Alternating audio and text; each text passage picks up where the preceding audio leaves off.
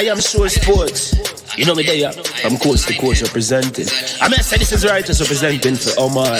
You don't know, come get the sports over here from near and far. Boy. Me say I am sure sports, one thing me sure about. When me say sure, that me not doubt. Come get your sports, get it over here. Come subscribe, repost and share. I am sure sports, one thing me sure about. When me say sure, that me not doubt. Come get your sports, get it over here. Come subscribe, repost and share. If me not sure, that me not say it. Know who score, that me not say it. Never know the game play, that me not say it. If me never seen a game, me no know who play. For your sports news, better come over here so. For your soccer news, then come over here so. If you don't love sports, still come over here so. For the day done, you are gonna love over here so.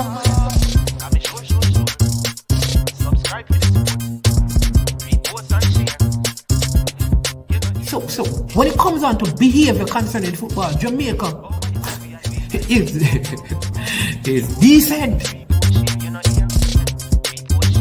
I am sure that if we can get all of these things done, set in place by the end of April, it gives us enough time before the World Cup campaign.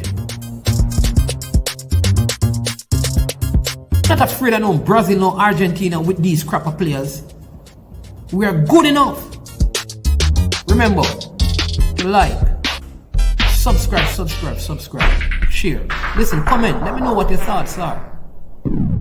Trick Jerk Marinade gives your meats and vegetables authentic Jamaican jerk flavor. The spices are directly from Jamaica. Spices like jerk seasoning, allspice, Scotch bonnet pepper, fresh scallions, thyme, ginger, and garlic. The key ingredients to a great jerk marinade. 0% sugar and low in sodium.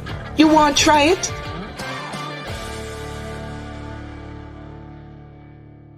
Made up of 18 Jamaican herbs and spices. Add delicious, bold flavor to your next grilling experience. Flavoring sauce, a marinade, basting, condiment, or topping. Trick Nick Jerk Barbecue Sauce.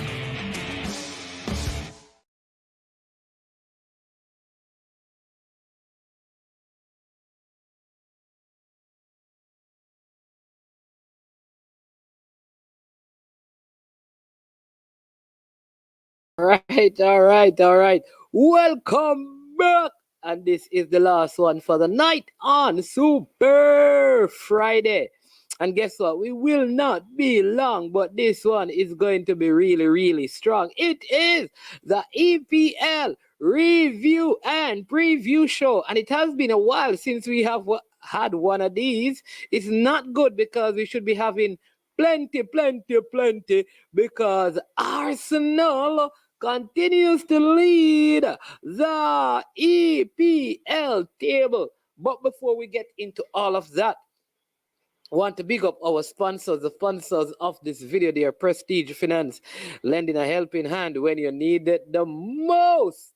Right, Prestige Finance is located in Linstead, St. Catherine, Jamaica. And Prestige Finance, they're offering you loans of up to $100,000. You can give them a call at 876-884-7390. Also, big thank you to Launch Legacy, where they handle risk and they seek a legacy for all your personal insurance needs in Canada and the USA. Visit them at launchlegacy.com or call or text them at 647-989-0782. We will be having some of our other guests and panelists joining us for this one. As usual, it is still Super Friday that continues up until around 12 midnight when a new day begins. Yes, so you can hit the like button, subscribe, and share. And also, you can still drop your super stickers and your super chats. All right. So, in this round of the EPL, we had some games already. Right, we had a couple of games, we call them midweek games, though they are not in the middle of the week, and then we're going to give you some updates on what is happening in the transfer market. Manchester United making signings, Chelsea making signings, so we are going to speak to you about that. So we had some games. Today we had the game played between Aston Villa and Leeds, but before that we had the Fulham versus KW Media. Bless up yourself. Nemo Jesus, chippy. Demo, you have the link. You know what you ought to do. I'm also going to pin the link so you can come and give a shout out to your team and your club for this particular video. The fans can come on in. Listen, you need to spice up the video, people. We need to see your faces and know your places. So when you're coming on, make sure you turn on your camera. Listen, if you know you're mid, you better have your camera on. If you're unshowered, we can understand you wanting to hide your looks and hide your smell. But once you have had a decent and proper shower, you shouldn't have any problems showing yourself off on our cameras. All right, for YouTube land to see you. All right.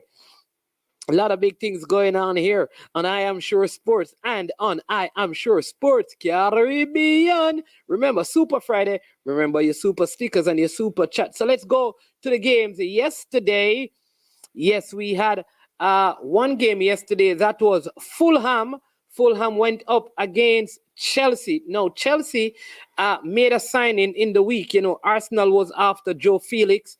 It would have cost around $20 million to have him from now to the end of the season. As you know, the season ends in May, right? The beginning of May, and we are in the almost the middle of January. So that's January, February, March, April, and so you add May and January together, that's like 5 months, right? And it's 20 million, which is like $4 million per month that a Joe Felix signing would cost. Arsenal kind of backed out of it because Atletico Madrid would not have really changed your stance on that position. But what also happened in that time is that Diego Simeone will not renew his contract, meaning at the end of the season, Diego Simeone will be leaving Atletico Madrid. At the same time, Joe Felix extended his contract before he came to Chelsea, which means at the end of the season, there is no obligation to buy,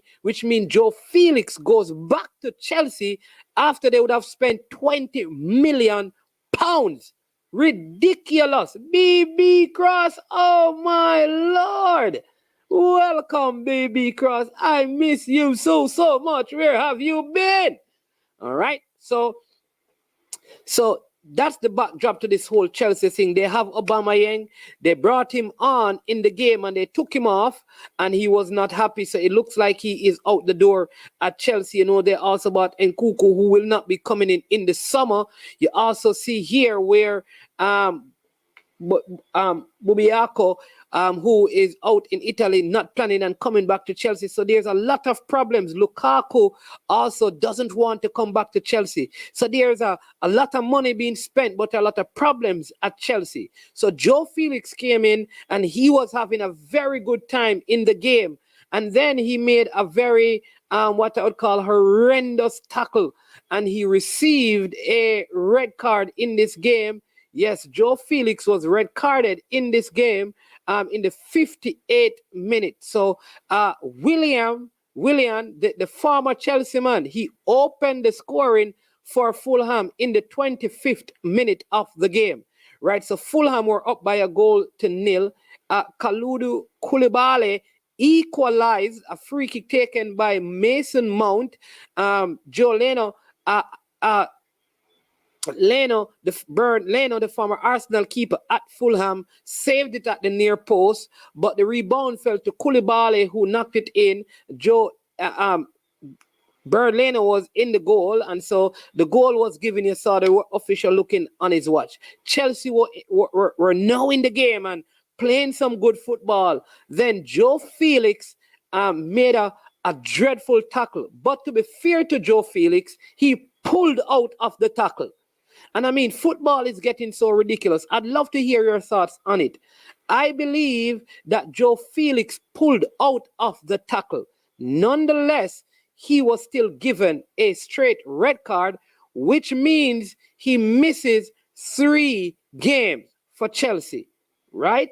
That also means he will not be able to play until in February, the second week of February.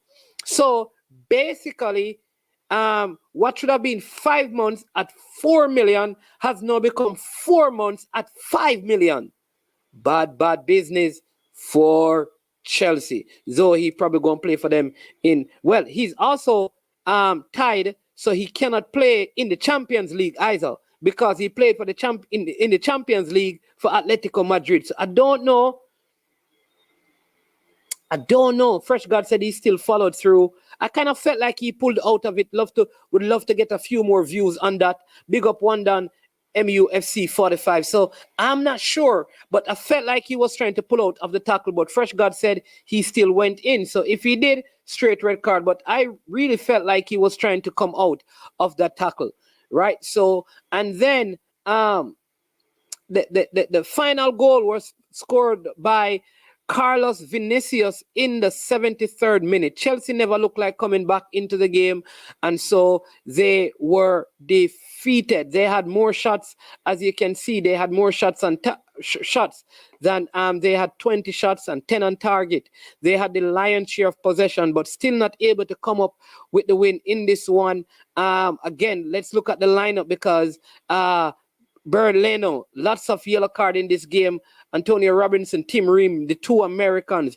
Paulina, who is a very good player, playing well, was there. Again, Bobby Reed, who got an extension of his contract here at Fulham, has been really playing some good football. The former Chelsea and Arsenal man, Willian, he also played and he looked well, and he was there. So look at this. Hall, Aspilicueta, Zakaria, Mount, Kovacic, Kai Havertz, Koulibaly, Silva, Chalobah.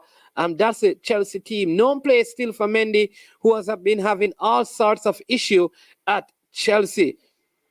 So that's the game that was played yesterday. Fulham defeating Chelsea. And we're going to look at the table because I think title hopes for Chelsea have been dashed. Not only that, not only title hopes, but I think they're going to struggle to even finish in the top four.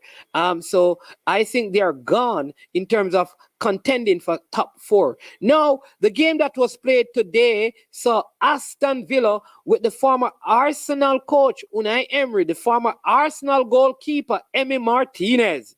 Yes, and the Jamaican international Leon Chippy Bailey defeated Leeds United at home by 2-1.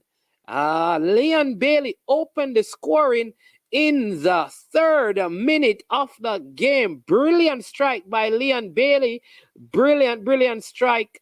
And then Emi Buendia, the Argentinian international, he scored in the 64th minute before Patrick Bamford got one back for Leeds in the 83rd minute. Unai Emery at the end of the game spoke about the fact that Leon Bailey is a world-class player.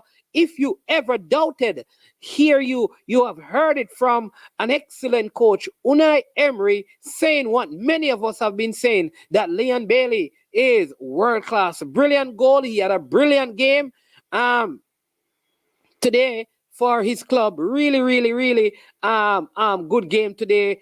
Kudos to Leon Bailey. In this one, right? Really, like I said, a really good game that he had today, helping his team to this victory. Listen, what do you make of Ian Bailey's performance today? We can look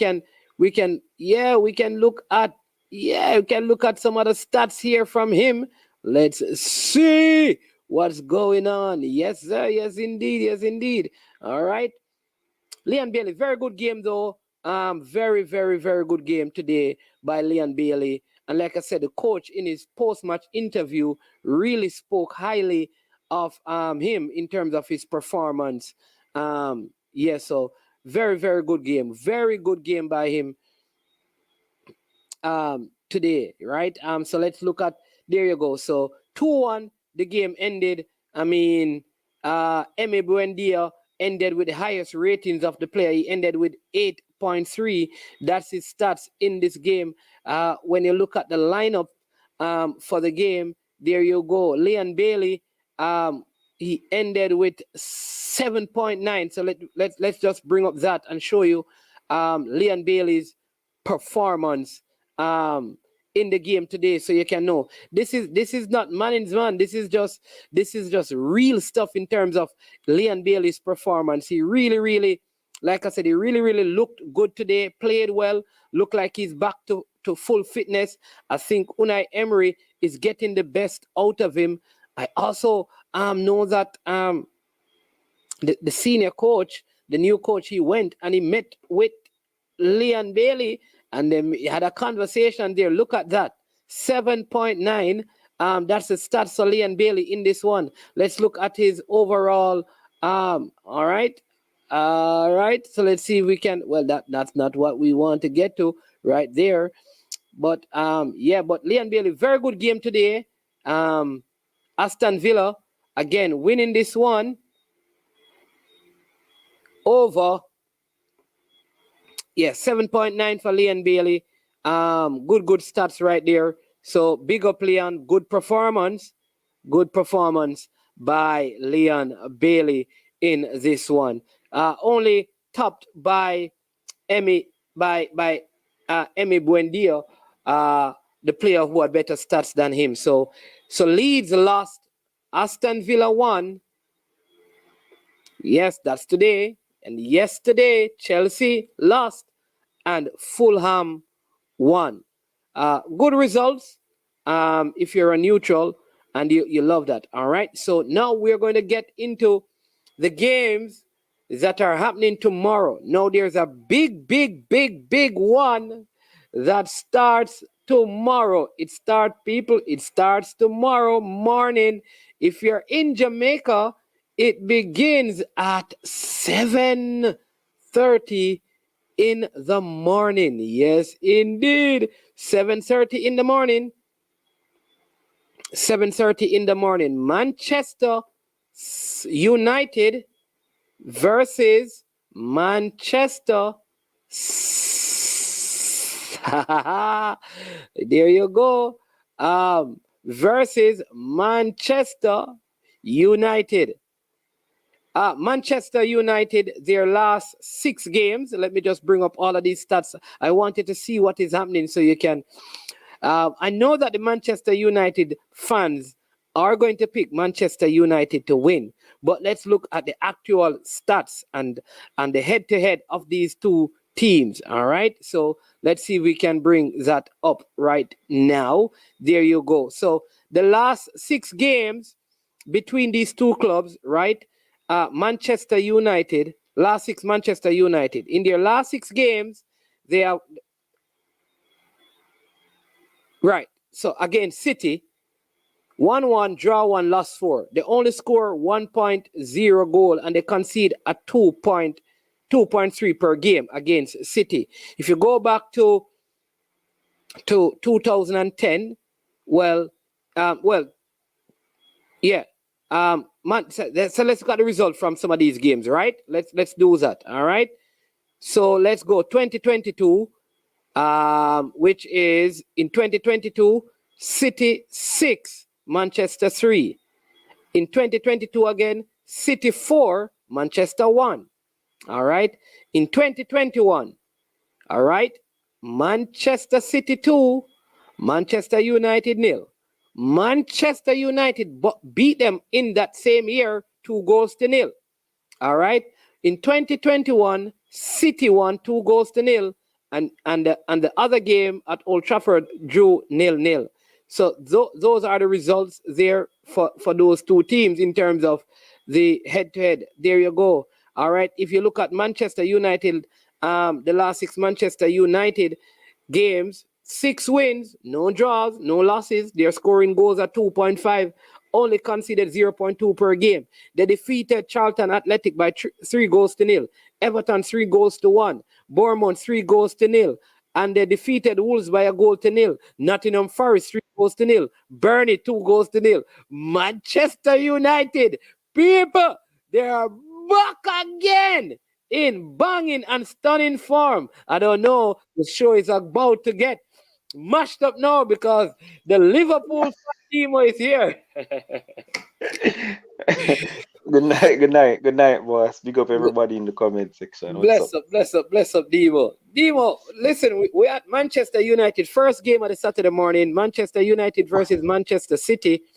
Just looking at the head-to-head and the last 6 games, Manchester United have won all their games in the last 6. Right? Hold City, on, Mannings, man. Hold on. I don't want to mash up the show. But I just want to say something about Chelsea. go The ahead. Chelsea game. I know you passed it already and stuff. Yeah, man, no, but go But ahead. I'm just urging Chelsea fans, right? Give Graham Potter time. I know that you guys are used to Liverpool. wait no. I know you guys are used to the revolving cycle of managers going in and coming out, going in. I'm not used to the success and getting it that way. But just hear me out for a little bit. Graham Potter has not had a transfer window for himself. He may have a summer for himself for train these guys to the way how he want to play and all of these things. And the key part in all of this, Chelsea's injury list is crazy. And it's not just to some any random players, but his best players has not been available to him. And so for me, I know that Potter is a great coach. I know that he's really good. And if him get the time we need, I am sure he's going to turn things around with Chelsea. But we know see things don't work that way. No, Chelsea love fire the managers and so. But me personally, give Chelsea time. He will turn it around if him get the Give time. Potter time. Give Potter time, yeah. Okay, what do you That's think about all the though. signing of Joe Felix, though? Horrible decision. That youth has been making horrible decisions. Like, I don't know who him agent is, but the decision to go to Stoke City. Listen, I call Stoke City a soup up. Atletico Madrid a soup up Stoke City. Because that's what they are. They don't play football. They play like Stoke City under Tony Pulis when them just, sit back and soak up peer pressure and hit you with the long ball. And for you, one of the most talented footballers of the generation that he was coming. Look at Atletico Madrid and the style of play and decide that you're going to go there at such a young age and sign that's pretty much a GL contract because you can't get out of the contract. Like you did it for life, right? And you make that decision and basically your career has just been stalled because he hasn't improved. If anything, he go down. You know what I mean? Yeah. And then you see Chelsea struggling, and you decide that this is. I mean, he wasn't playing as much at Atletico Madrid. Him and Simeone fall out.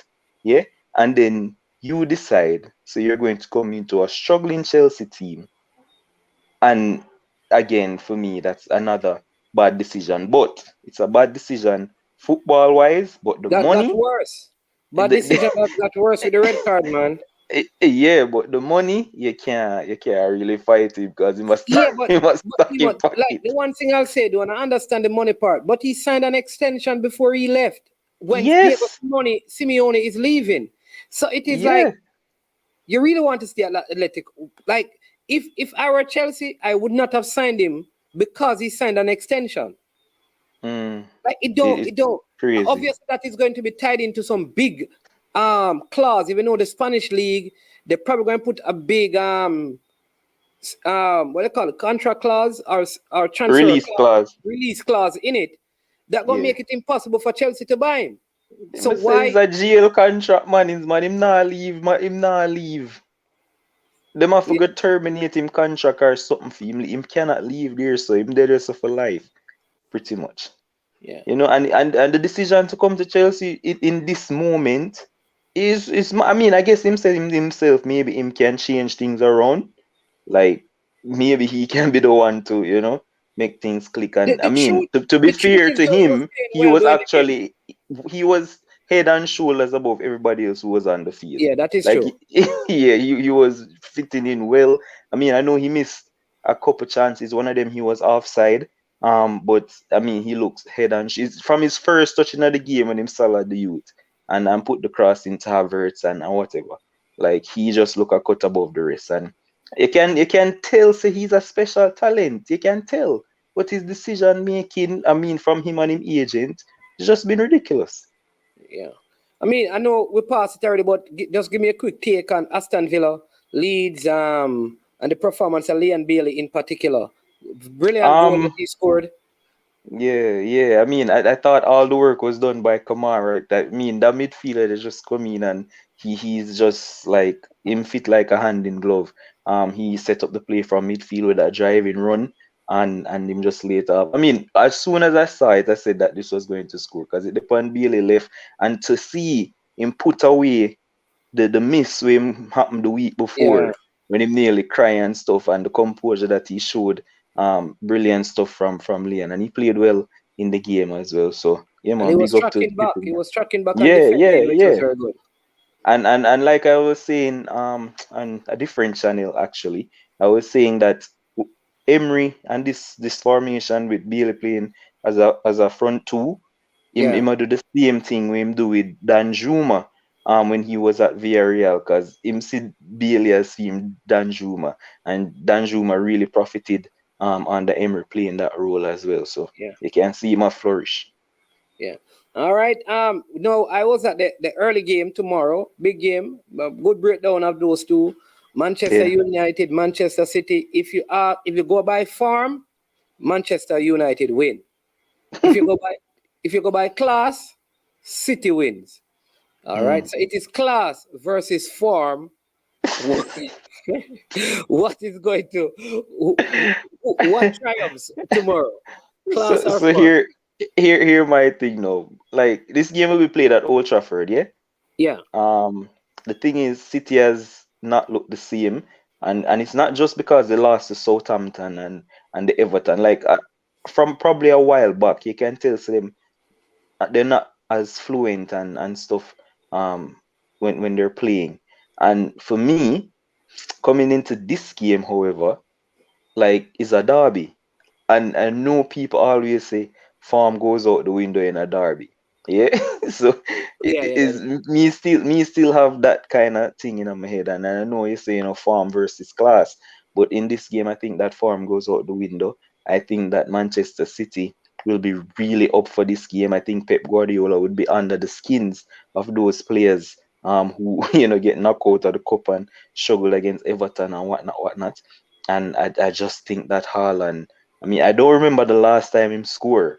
I think he'll be really up for this game because I think he scored a hat trick. Yeah, he got a hat trick the first yeah. time they played him on Foden, and I think he'll be up for this as well. I know Manchester United are flying, but they had a couple injury issues with Van der Beek out for the season.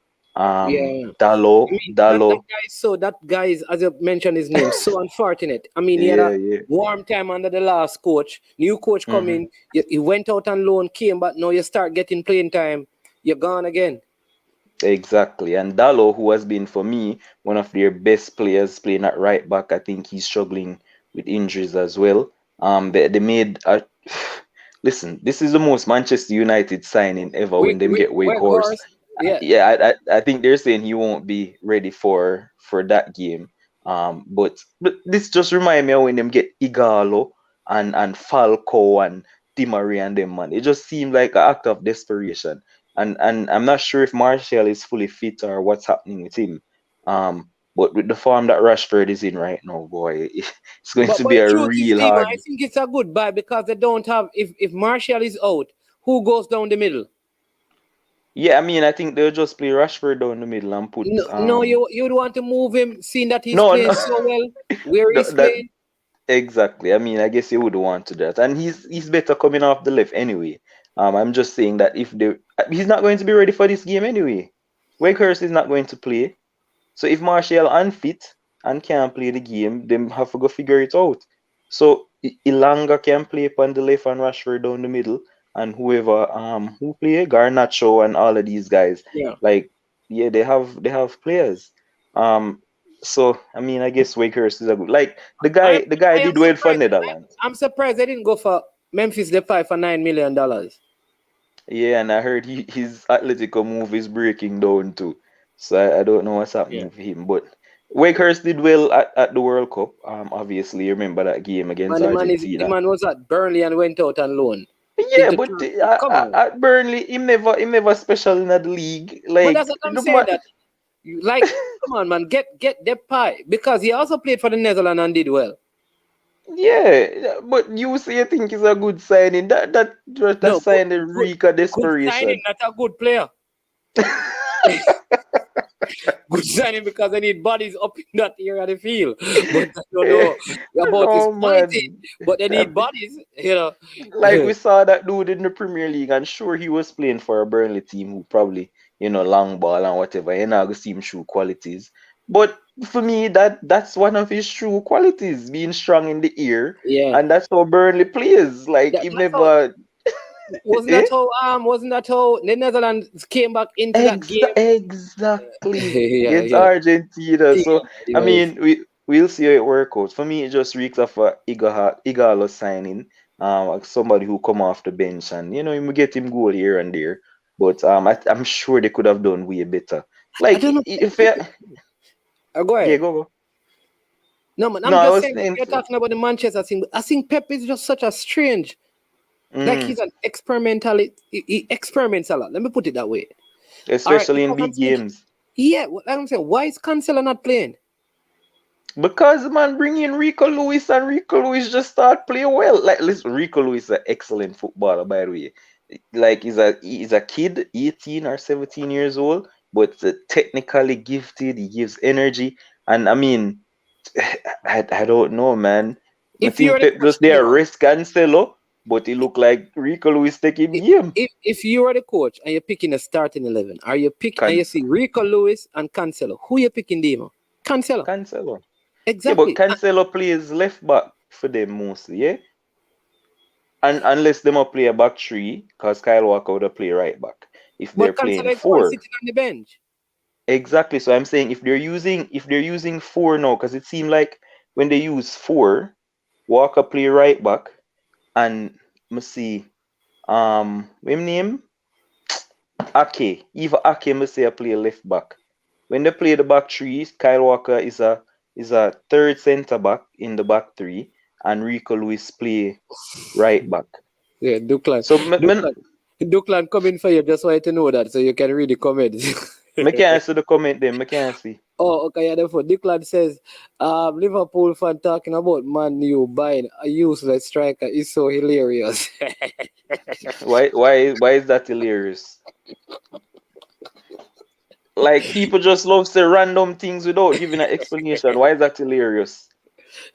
Like, but they get it. Uh, So, uh, but they get it. Because I can't Darwin him talk about, because Darwin gone double figures for the season already. So, but they know why yeah, you so say that's that. my thing But with Pep. And I also listen. I am realizing is that Haaland to me is like Obama Yang. They can only huh? score goals. Meaning they can only score goals. Like But me tell you this man. I don't need to run me off for the show. no. But the man is he's going to score. He's going to score 40 goals. Maybe that is what Yes, City wanted. But in terms of the yes. other things in the game, Exactly, Mannings, man. I said this to you and Cranky.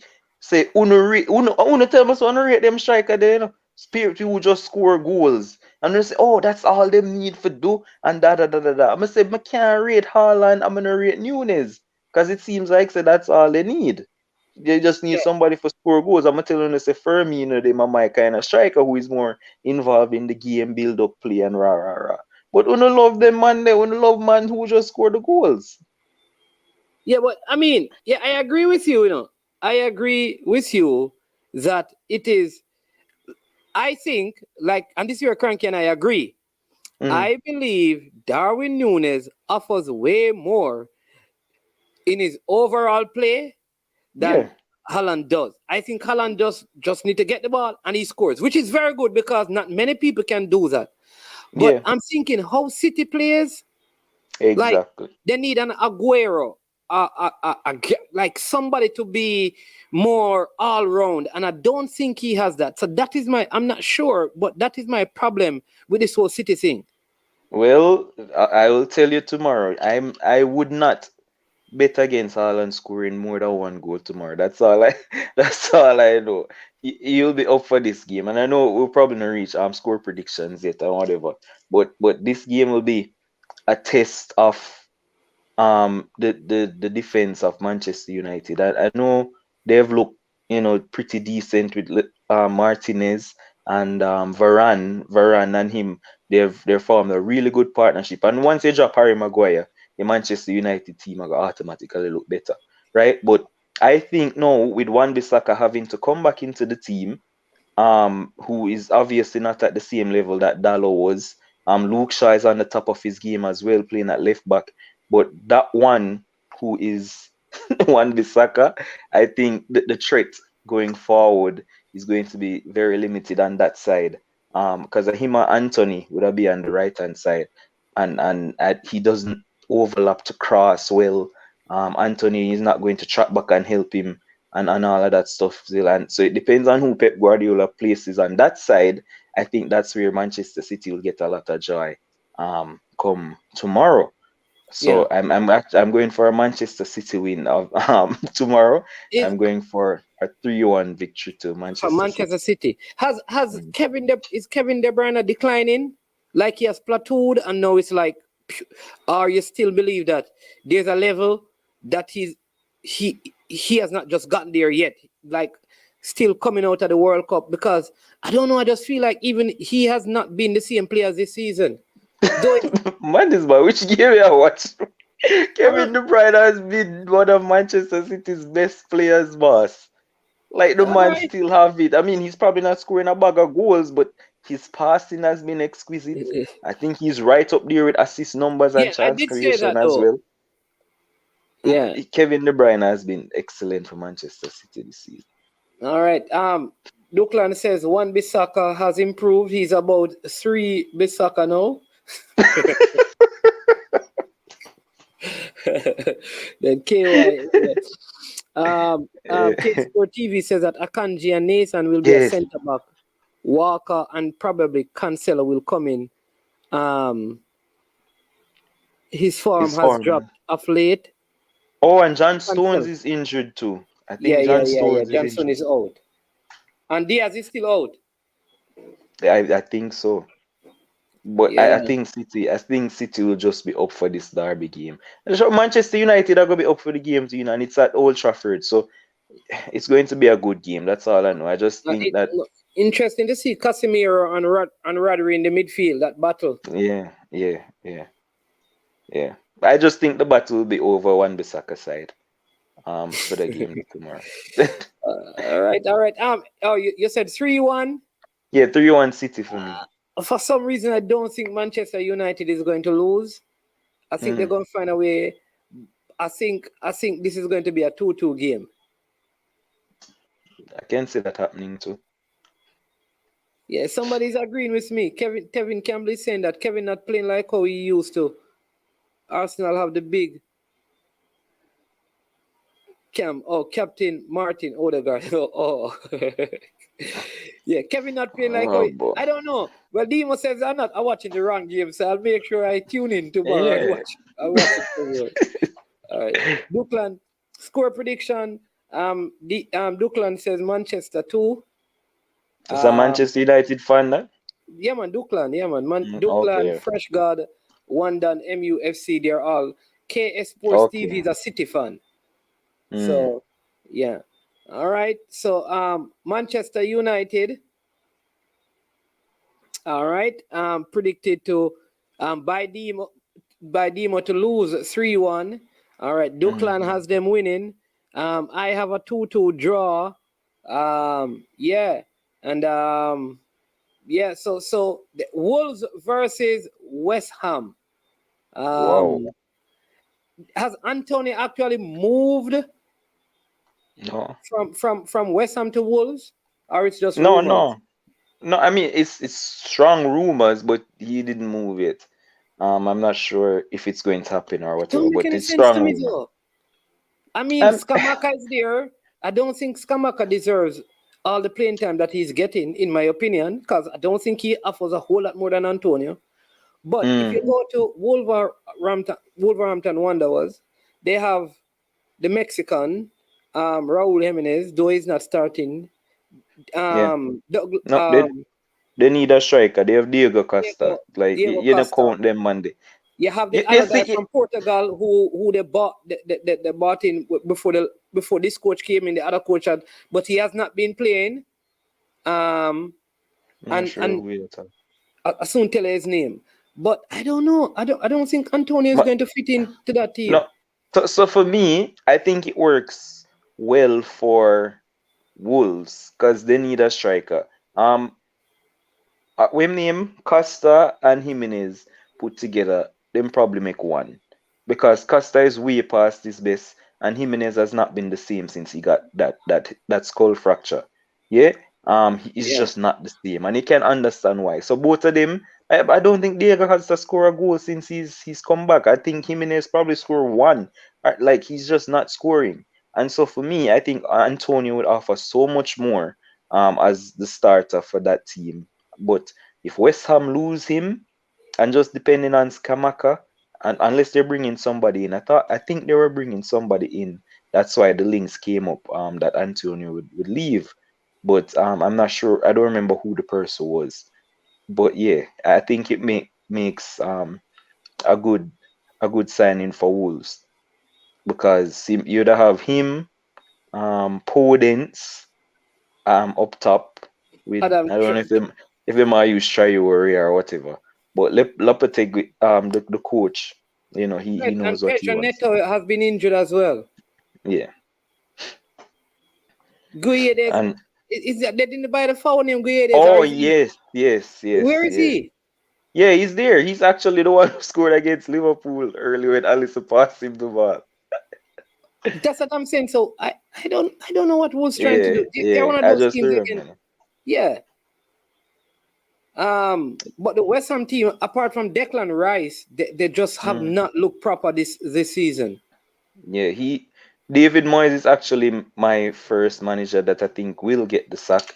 And it's not just because of the results, but it's just how West Ham look. Like they just don't look like they're up for playing football. And you said Declan Rice. I mean, he's been okay, but I can't tell like Bowen and all Yeah, of even these Jared guys. Bowen has looked poor this season. Yeah, we don't know what happened. Like you just can't pinpoint what's been happening at West Ham. And so this game, I mean, we probably are gonna skip watching this game because it just have draw and a boring game written all over it. Just because of the two teams and their form. I know Wolves were robbed against Liverpool in the cup game. Um, they should have won that game. I don't see the goal being offside that they took away from Oh Wolves. yeah. But the return leg has been playing at Wolverhampton Wanderers. Yeah. And I thought Wolves.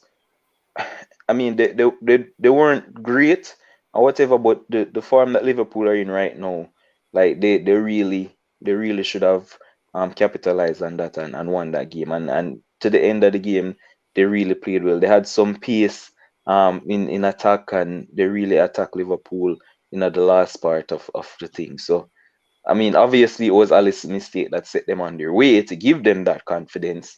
But coming to the end of the game, they really played well. So I'm going for a draw. At both teams was very hard to read, and Yeah. I don't. It's If you just look at the difficult. I'm last going. 6 for Wolves have won 2, drawn 3, lost 1, and they score at 1.3, and they concede like 1 goal per game. That's the last 6 for them. The last 6 for West Ham, they have 1, 2, drawn 2, lost 2. They're conceding more goals, but they're also scoring at a better rate than Wolverhampton Wanderers. In terms of right. So that is it. I'm trying to see if I can find the head-to-head. This is the head-to-head with them. And this is the last 6, right? Wolves, the win 2, the draw 0, they lose 4. So West Ham has really had the upper hand on Wolves. They defeated them 2 times last season and 2 times in 2021. So I don't know. If that I'm going for a draw. you're going for a draw, I'm going for a 1-1 draw. 1-1 draw. All right. El Padrino says 2 for Wolves. All right. I'm going to go 1-1 draw with you as well. Demo. Duckland says Klopp the flop is the next manager to get the chop. I think he's just rhyming. He don't really Man, mean that. why you bring up them silly comments here? He's just trying to rhyme. Obviously, he's just trying to rhyme. He don't mean that. It's a very silly comment. He don't mean that, right? It obviously can't mean that, man. If you call Klopp a flop who win every trophy at Liverpool, that makes sense. Anyway, let's go. This is an interesting game. Nottingham Forest versus Leicester. It is interesting to me because I think Brendan Rodgers is under pressure. He's complaining about money not coming in, not being able to, and the team not playing well. Players want to leave. I mean, I just feel like he is not in a good place as a manager. I mean, what are your thoughts on that game? Nottingham Forest also have been doing a lot better. As of recent, I mean, they seem to be gelling and coming together. What are your thoughts on this Nottingham Forest versus Leicester City? Yeah, saying that, just to mention Brendan Rodgers as well. I mentioned Moyes earlier. Brendan Rodgers is also one of those who I think is under pressure along with Frank Lampard. I know we'll get to the Everton game. So those three for me should be under immense pressure, and I think that Moyes will be the first one to go. But so this game who Nottingham Forest playing at the cup game? They didn't play in a cup game, and they won their cup game. So and the penalty shootout, right? They won their cup game. Yeah, so they're flying really high right now. And I mean, Leicester, I think, I don't know, injuries play a part at Leicester, sure, it always does. But I think Brendan Rodgers, again, everybody on the internet and the YouTube world know my feeling. Think he's a very average coach. He shouldn't have got the Liverpool job in the first place. He really cost me a league. He's just bang average. Yeah, for me. He has just been very poor. Like he has injuries. Yeah. He's conceding goals after goals after goals from set pieces, which he always does from whatever club him go. Set pieces is a problem for him, specifically as a coach for whatever team. And Leicester has been conceding a lot of goals from set pieces. Now, in play a Marty, who is a midfielder, playing him at centre back. Yeah. And sometimes he plays NLD around there too. Indeed. And the thing is, the man have centre backs on the bench. It just Stoyanshu and Vestergaard. Vestergaard had such a breakout season for Southampton. And the Barty man is not playing. It's just so ridiculous. I mean, say, like, you deserve what happened to you. You really deserve what happened to you if you're not going to play the man them in them proper position. Fascination with Fires. I don't know. I don't know, man. I mean, he's a decent footballer. Liverpool fans should be happy, Why? Given that he scored he scored two. He scored two for Liverpool. No, he's a decent defender. Of course, I think he'll be good. A decent defender. He will give your team 2 goals. But you think no, generally, I think he's a decent defender. Generally, I think he'll be good. But yeah, Brendan Rodgers definitely deserve what's happening to him. And I mean, listen, sure, some of the players they don't want to be there. Keep Mendy on the bench? Like, is Mendy's his name? The short. Mendy. Yeah. He's like he makes some very strange decision. I don't know because he mad. I tell you, man, the man mad. The man crazy. He doesn't like to play people in them correct position. And sure, like I say, injuries play them part, right? And also what's playing its part as well is that some of the players don't want to be there. Like you can just tell, like Tillemans don't want to be there. I feel like what's his name don't want to be there. Like Hardy Barnes was one of those players who are coming up. Like he has just like fallen back. James Maddison started doing well, and he's just in and out, very inconsistent in terms of his plays. I don't know. He's been injured too as well. So for me, I mean, like I say, Nottingham Forest on a high after their cup victory. Well, the thing with Nottingham Forest, Demo, let me just give it Nottingham Forest, because Nottingham Forest is a very strange team to predict. Exactly. So Nottingham Forest defeated Blackburn 4-1. Then they lost to Manchester United 3-0. Then they drew with Chelsea 1-1. They went and they defeated Southampton 1-0. Then they went and they lost to Blackpool 4-1 in the FA Cup. Then they drew with Wolverhampton Wanderers. It went to penalty and they won. So you can't even predict what Nottingham is going to do on any given day. Yeah, they're very inconsistent, and that obviously has a lot to do with the amount of players that they have.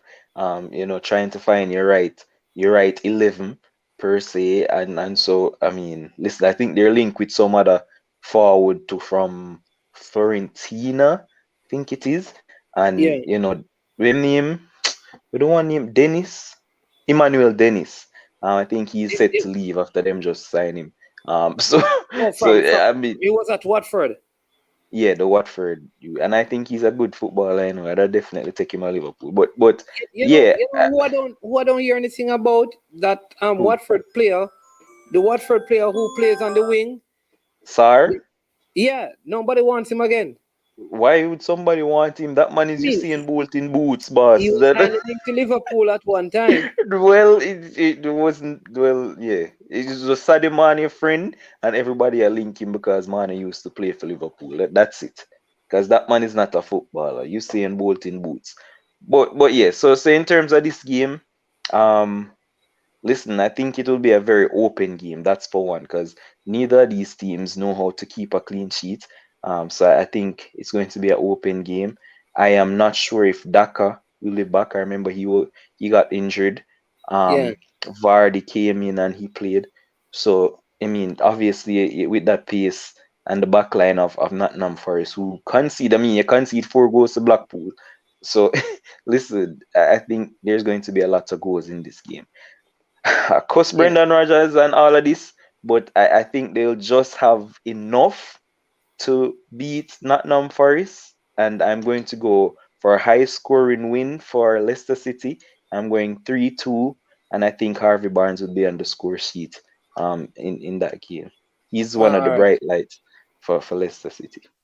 I think because Nottingham Forest, because these guys are down at the foot of the table, I feel like Nottingham Forest is going to see this as an opportunity to get some points, which is going to make them open up.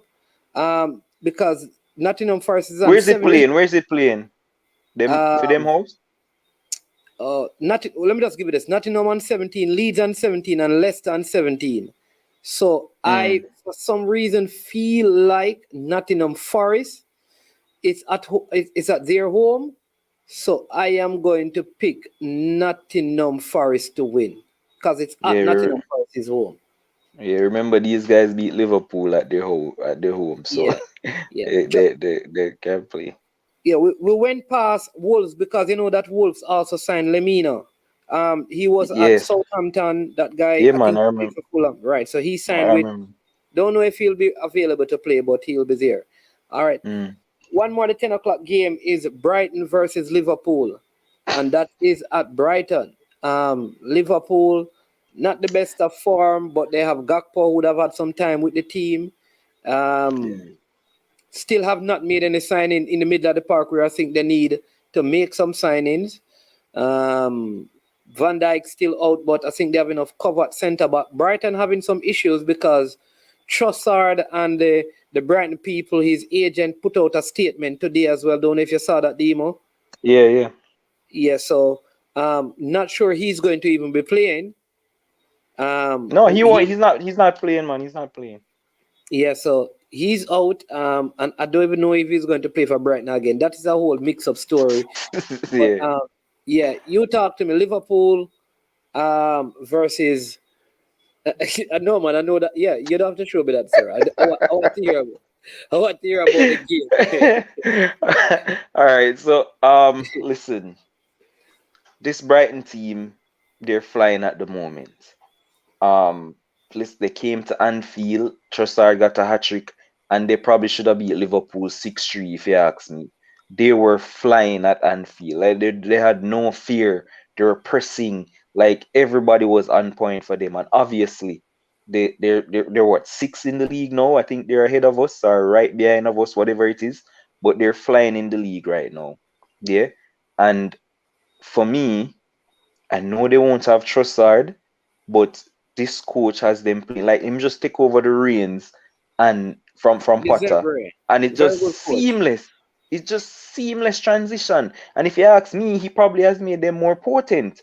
Like they're scoring a lot more goals now under him. You know what I mean? Well, Even Liverpool, Lallana chipping in with goals. Liverpool has scored 34, Brighton has scored 32, and Brighton has conceded 25, Liverpool 22. And, Yeah. and one is on 28 points. That's Liverpool. Brighton is right behind them on 27. So Okay, so continue. they're right behind. Yeah, right Yeah. behind. All right. And so for me, like from the Brighton side of things, I know Trossard might be a big miss, yeah. But the man and the two key people in this game, obviously, for Brighton, are people who we link with well. One of them and is Moise I see. Caicedo. Like Who he was is out such a because linchpin. when Arsenal played them, to be fair, Brighton Mhm. gave us, I would say, a good run, and they Yeah. had 5 of their starters out. Even Mhm. the Argentinian McAllister, McAllister. Yeah. he was out as well. Yeah. All of those Yeah. players are back. And Caicedo they is they exactly, and so listen, like, I don't really want to say this, but I'm gonna say it because I'm a very honest man when it comes to analysis. No, Arsenal made light meal of or light work of Brighton in the end. Yeah, I know it got a bit shaky there, and if that offside goal, did go in, stood. it Yeah, could have been. Yeah, Japanese, that yeah, Japanese. Mitoma. Yeah, I want to see, boy. I want to see him up against Trent, boy. Trent.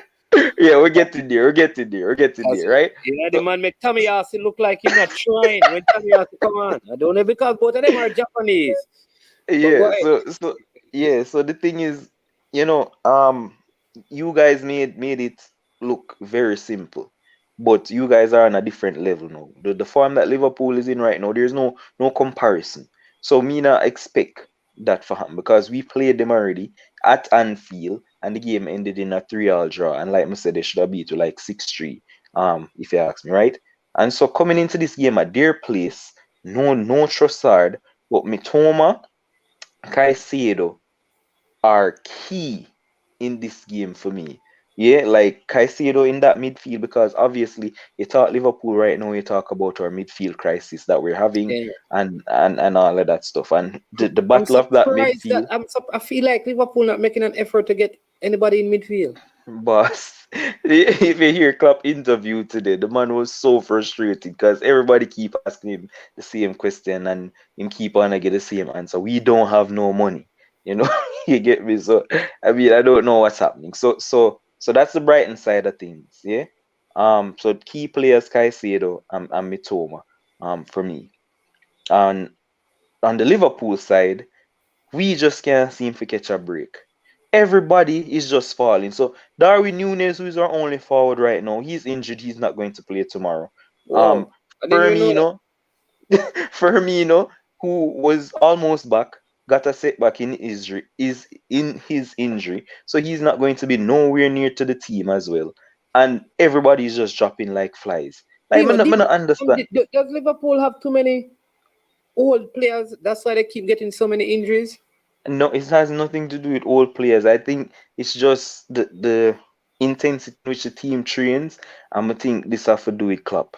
Like I think that he works them too hard in a training with just all this pressing and something, and the people in a breakdown. That's one, and he rushes people back like we rush people back from injuries way too soon. As soon as Luis Diaz, he just have a little sight of running on the pitch again, boom, you throw him in now and something, and the injury refresh. Right? So no Luis Diaz, no Jota. The same thing you do with Jota. Soon as him they have a little thing, you just throw him back again. So like everybody at the forward line. So it's just like the Gakpo signing, it was just so needed, and the man Yeah, coming at the yeah, right time. yeah, Right? yeah, So yeah. so so he's going to be there. I think he's going to use Salah through the middle as a forward, and I probably So actually why don't Chamberlain if I start go play. Carvalho on one side and play Gakpo down the middle? Yeah, so Carvalho is actually a midfielder, Like he's just playing Carvalho there to fill in the gap because we've been having so many injuries. He actually offers nothing to us when he plays out there. So like him lost. Yeah, and you could have seen it in the City game when he played. He was horrible, and even though he did score, he wasn't having a really good game. And so for me, it's like you see him naming on my hashtag right there. So Ben Doak, I told the world about this kid that from before me even get a debut for us. I said he's a future Ballon d'Or winner. 17 years old. He saw his impact when he made his debut the other day. One salad pan Luca Digne without touching the ball, and you know everybody start hyping up and stuff. But I mean, I know these things from before. But yeah. So if it was up to me, I'm starting him on the right, Salah down the middle, and Gakpo on the other side. And then the midfield, I don't know what them I got. Like Thiago, our best midfielder from season, and everybody else, you just can't call the name on his man. Everybody else has just been woeful. Chamberlain has been playing well. Yeah, but he's been playing on the right hand side. He hasn't been playing midfield, right? So you can't just call a name. So Fabinho has been crappy whole season. He has not looked the same. Truthfully though, like I said, somebody DS said that. He said that I am right, because I think how club players, you can't have a midfield with Fabinho, Henderson, what's other Milner, Thiago, Chamberlain, Keita. Like that seemed like too many older players. Who is the young leg in that Liverpool? That important young leg. I don't think Liverpool have that important young leg in midfield, which is what City has, and Manchester United has, and Arsenal has, and like there's no but young. They have some good. The older players are good enough, but the legs are not. They need somebody young in there. Yeah, but that's the thing. Somebody young has been playing there. It's been Fabinho, Thiago, and Harvey Elliott. He's been starting all of the games. Well, and Harvey Elliott just passed. I rate Curtis Jones, not Harvey Elliott. That's me. Yeah, Curtis Jones, boss. Like me bring through the man we meet read Curtis Jones. Curtis Jones has just been struck with a lot of injuries. Like him get I could be wrong. Maybe I'm not seeing what people say. And that's the man. I think I'm alone to fight this battle. Everybody, I say Harvey Elliott better than the man and all of this thing. Like than Curtis Jones. No, man, what I I'm mean, like, with them people here watch. No, man, I understand what they mean. What they mean? They mean like he's better than him to stay fit. Stay fit. That's what I mean. That's what I mean. No, but the thing is, I'm not turning thing now Liverpool show. Come on, wrap it up, right? So the thing is for me, right? When we signed Harvey Elliott and we sent him back on loan to Burnley, where he did amazingly well. The man never play a midfielder. The man plays Salah's position. And he will come in at the 10 sometime. He's not a midfielder. Some of them know, Klopp see some form of midfield thing for him and play him another mid. Like the game's just, he doesn't offer anything to us defensively.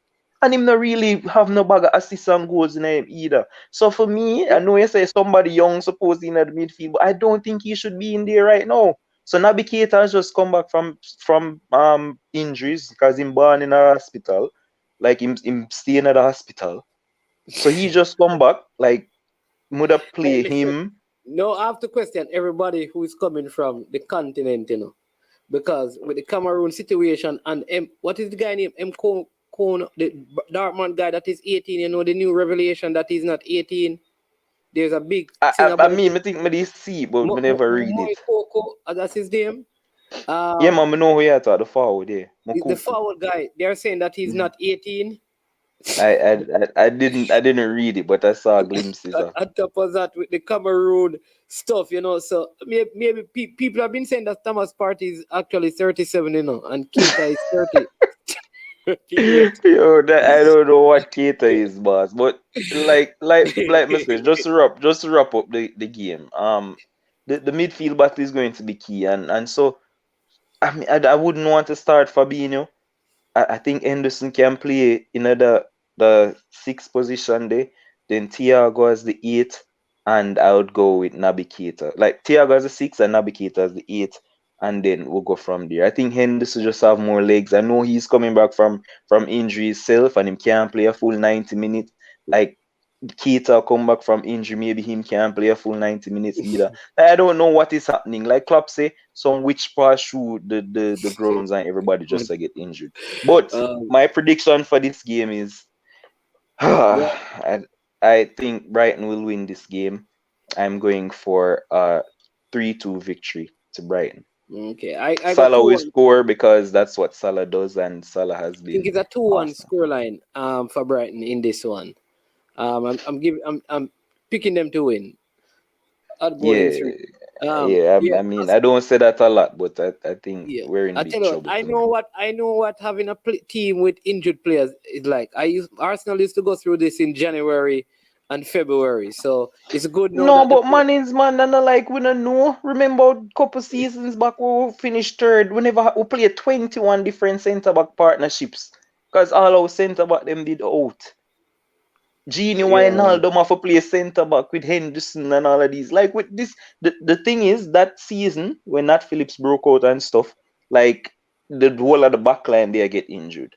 Now this season, all our midfielders they will get injured. So and the attackers, because Jota and Diaz and Bobby and now Nunes out too. So I don't know what's happening. I really don't know what's happening. Yeah. What age is Partey? Well, Cranky believes that Partey is around 38. That is why he looks so good. You'd have to ask. Just to let people know that Chelsea are in talks to try and sign PSV player Noni. Is a winger. Maduki. I think that's his whole name. Chelsea are in links to talk with everybody. Trossard. I don't know. They're supposed to get Trossard and Caicedo. Because obviously Potter is he want to get the whole Brighton team along with the coaching staff that he already brought for Brighton. The entire and Cucurella. And you have Cucurella. He sent Cucurella ahead. You understand me? To pave the way. You know, behold, I'm preparing the way for the Potter to return. Before the game says Madrid and Cruz is 70 years combined and they play together. Right midfield, and it works. Class is a different class, man. Like you can't probably for Thiago, you can't compare nobody else in the Liverpool midfield. No, bro. Like Harvey Elliott and Henderson. No Keita, no Chamberlain, no Milner. Henderson. No, not even Fabinho, no Henderson. It's just probably Thiago. Thiago the only man. Yeah. So and the thing is with Thiago too, like Klopp asks the man to do this run up and down and tackle. Like Thiago not do them something there. We might come to Liverpool and make them. Thiago said, Thiago said in our interview, Klopp taught him to run. Like, bro, I don't need a fair run. I just need a fair make Thiago run and a slide tackle people and a rush tackle all the time. I play as the six and like, I don't need him fair do all of them something. They just pass the ball. Like, use somebody else and do that. And like you said, you need that. That's why I need a Caicedo or Amrabat in my team. And look, the Amrabat run gone now, but him I go pick Atletico Madrid. Like, them things are ridiculous. Why would you go to Atletico Madrid? No, I don't think Liverpool was serious about him, though. Yes, Klopp spoke with him, agent and stuff before the World Cup. I just feel like Liverpool didn't want him. I cannot see him not wanting to play for Liverpool. Man, we're not in a Champions League position. Him want Champions League and Caicedo want Champions League. Atletico in Champions League position? I don't know where Atletico they right now. Probably. How are them there? Well, no. He just shows Atletico. I don't. It's ridiculous. Yeah. All right. So let me find out. Let me find out where Atletico. I said that Atletico we are down the table, Yeah. Understand? Yeah. So let me just give you. Let me just actually. Atletico is in around 7th. And let me see. Oh, yeah? 7th? Yeah, they're 6th. Yeah, they're 6 now. Yeah. So they're just like we. Yeah. So why would I choose Atletico? Yeah. The thing, like, I guess defensive-minded players love defensive-minded teams. I don't know. All right, let me get these before we move on to the next game. Big up Military Gona, a Liverpool fan, picking Brighton over Liverpool. How the mighty have fallen. But he did say he's a fair. Something wrong with that brother there. Before the game says, so it is not youth. It is not youth the problem. I think he's No, but I think man is just saying that we need more fresh legs, and I agree that there's no issue with getting younger players into the team. A lot of the players are nearing 30 or over 30, and I think we have one of the oldest squads in the league. Yeah. Like we have already conceded more goals this season than we conceded the whole of last season before. Like it's ridiculous. Our press is not as effective anymore because the man them leg, and that's why Firmino injured. Like he for years had led the press at his younger age. I ask him to do the same thing again at whatever age it is right now. He might go break down. But yes, listen, let me just get to the Chelsea thing because this one says, I think if Potter recruit from Brighton, he will win more games because he can't coach elite players, right? All right. I don't know because, I mean, Thiago Silva and Koulibaly has been mainstay in that. I mean, mainstay in the team as of recent. Koulibaly elite? No, I'm just saying that mainstay in the team. I didn't put them in the elite category. But the point I'm making though that Aubameyang's statement, I don't know if he's taking a stab at them, but Aubameyang came out and said the first day when he went to Chelsea, like to training, he saw a group of them playing. But they might watch something that not real manage, man. Yeah, you believe that? That's not real. Somebody make that boss. Must be, that cannot be real. But he was watching what? Watching Bruno tapes? Yeah, Bruno? they were watching some. Yeah, Chelsea going to spend $1 billion in the transfer window to how players get injured. Yeah, it's real. That's why I said give Potter some time, man. Big up Military Gona. Chelsea in the trenches for you from your seat. Make a wish, Mbappe, Carlos Vinicius a score and celebrate. Yo, that man, I didn't know that man can score a goal, boss. Honestly, Carlos Vinicius. The man is that man is not Brazilian. You know how them used to say Joe Linton no Brazilian? That man definitely no Brazilian. Joe Linton is Brazil now. Yeah, he is now. Oh, Rapport says Arsenal slide. Yeah, no. Listen, Arsenal are going to slide. Some people backslide, but we slide forward. So I agree. It's bad. Yeah. I want to reach Arsenal game. No, we don't reach Arsenal game. Just wait, no, man. Well, I tell you what. The one that will beat Arsenal, no. Go ahead. All right. So what was the scoreline? Oh, I must say 3-2 to Brighton. Yeah. We did that already. So we have let me go back up. Aston Villa, Brighton, Liverpool, Everton, Southampton. All right, because we did Nottingham Forest, Leicester, we did Wolves, West Ham. So let's go to Everton, Southampton. Two managers that are also in problems, Demo. Yeah, because the fans in Southampton are not in agreement with the Southampton people firing the German coach to appoint a coach from the Championship. Jones.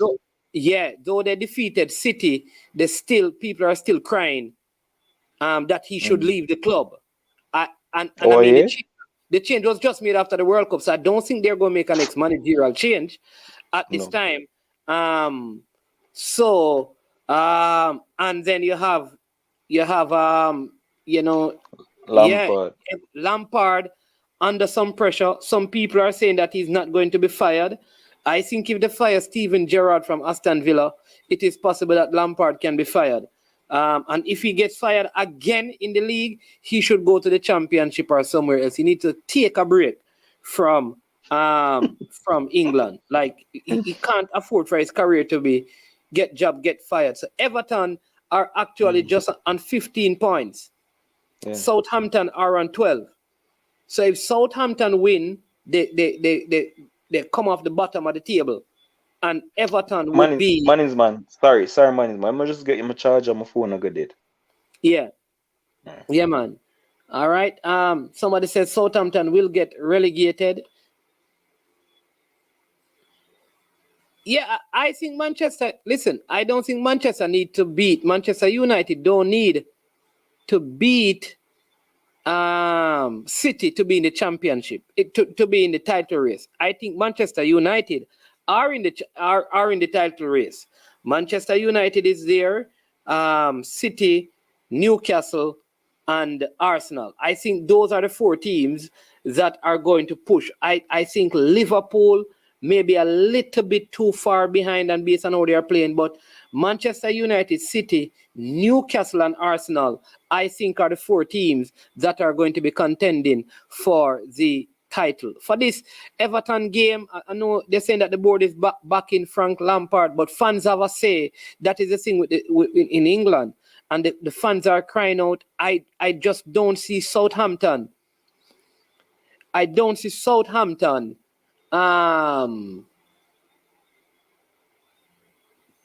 firing their manager, having just hired him. Like, it would not make any sense.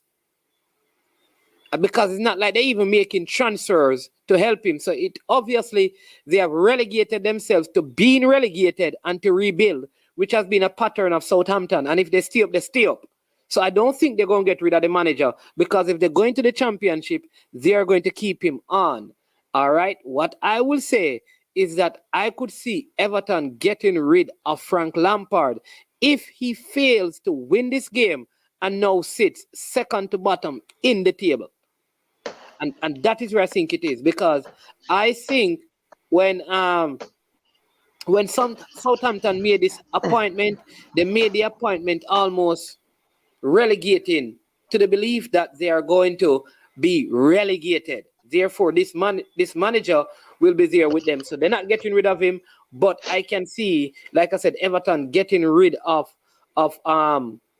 Frank Lampard if he loses this game. And if that happens, I think, like I said, he should go over to Scotland, build up his resume a little bit before he even coaches anywhere in England, unless he's going to go League One or Championship. The good news, though, is that the game will be at Everton.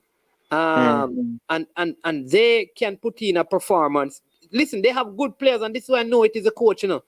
These guys have Connor Cody, they have Keane, they have Ding is his name. They have no, they don't have Ding. Ding the Aston Villa. Right. They have Demarai Gray, they have Calvert-Lewin, they have Pickford. They have Alex Iwobi. Everton have a good team.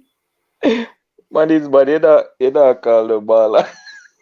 Oh, yeah, talk about, man. No, man. Everton have a They good have team, some average players, boss. Well, they have a good team, good enough team to be doing better than this. Yeah, of course. Of course. Their squad is probably 11th or 12th, at least in this league. Yeah, but that's not, great in terms of the players. Must be the coach. I mean, yeah, may give him till the season end. May give him till the season end.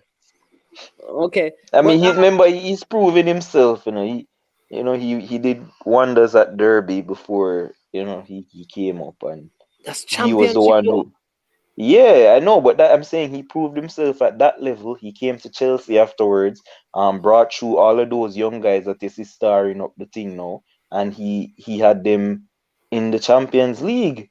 Got them Champions League places, and then after that, obviously, him start fall from grace. But I think he's a decent manager, man. Yeah. I think he's in problems though at Everton. Yeah, and I think someone is saying that the fans are going to have some problems, are going to do some demonstration. Andre Nicholson is saying that. Yeah. All right. So those are the games that will be played. What was the result? What was your prediction? I am picking Everton to win this one. Frank Lampard needs his job. He's not going to lose. He's going to beg the players to please win. I don't want to be fired again. So I'm picking Everton to beat Southampton. If they lose this, he's fired. I'm telling you. So he's going to beg them to put in a performance. So I'm picking I them to mean, win. Demarai Gray is going to score.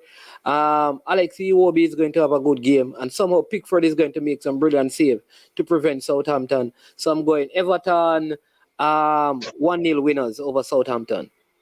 I think this game will end in a draw. I think Southampton again are on a high for beating Manchester City, and they got a couple of their players, but they have some really good young talent, like Bella Ketchup at centre back and Lavia, and all of these guys. They have some really good players at Southampton, and I think that they have enough to get a point at Goodison Park. Obviously, you always have the brilliance, which if James Ward-Prowse on the dead ball, you can't write him out. So free kicks are like penalties to These that guys man. have So Shea Adams and them Nathan Redmond that should not be playing. Man, they man have to play some championship right now, man. yeah, well, they beat Manchester City with those people. So I'm going to go. I'm going to go for a 2-2 draw at Goodison Park.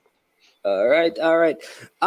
Two teams that have surprised many are up next. The 12:30 game, the late game.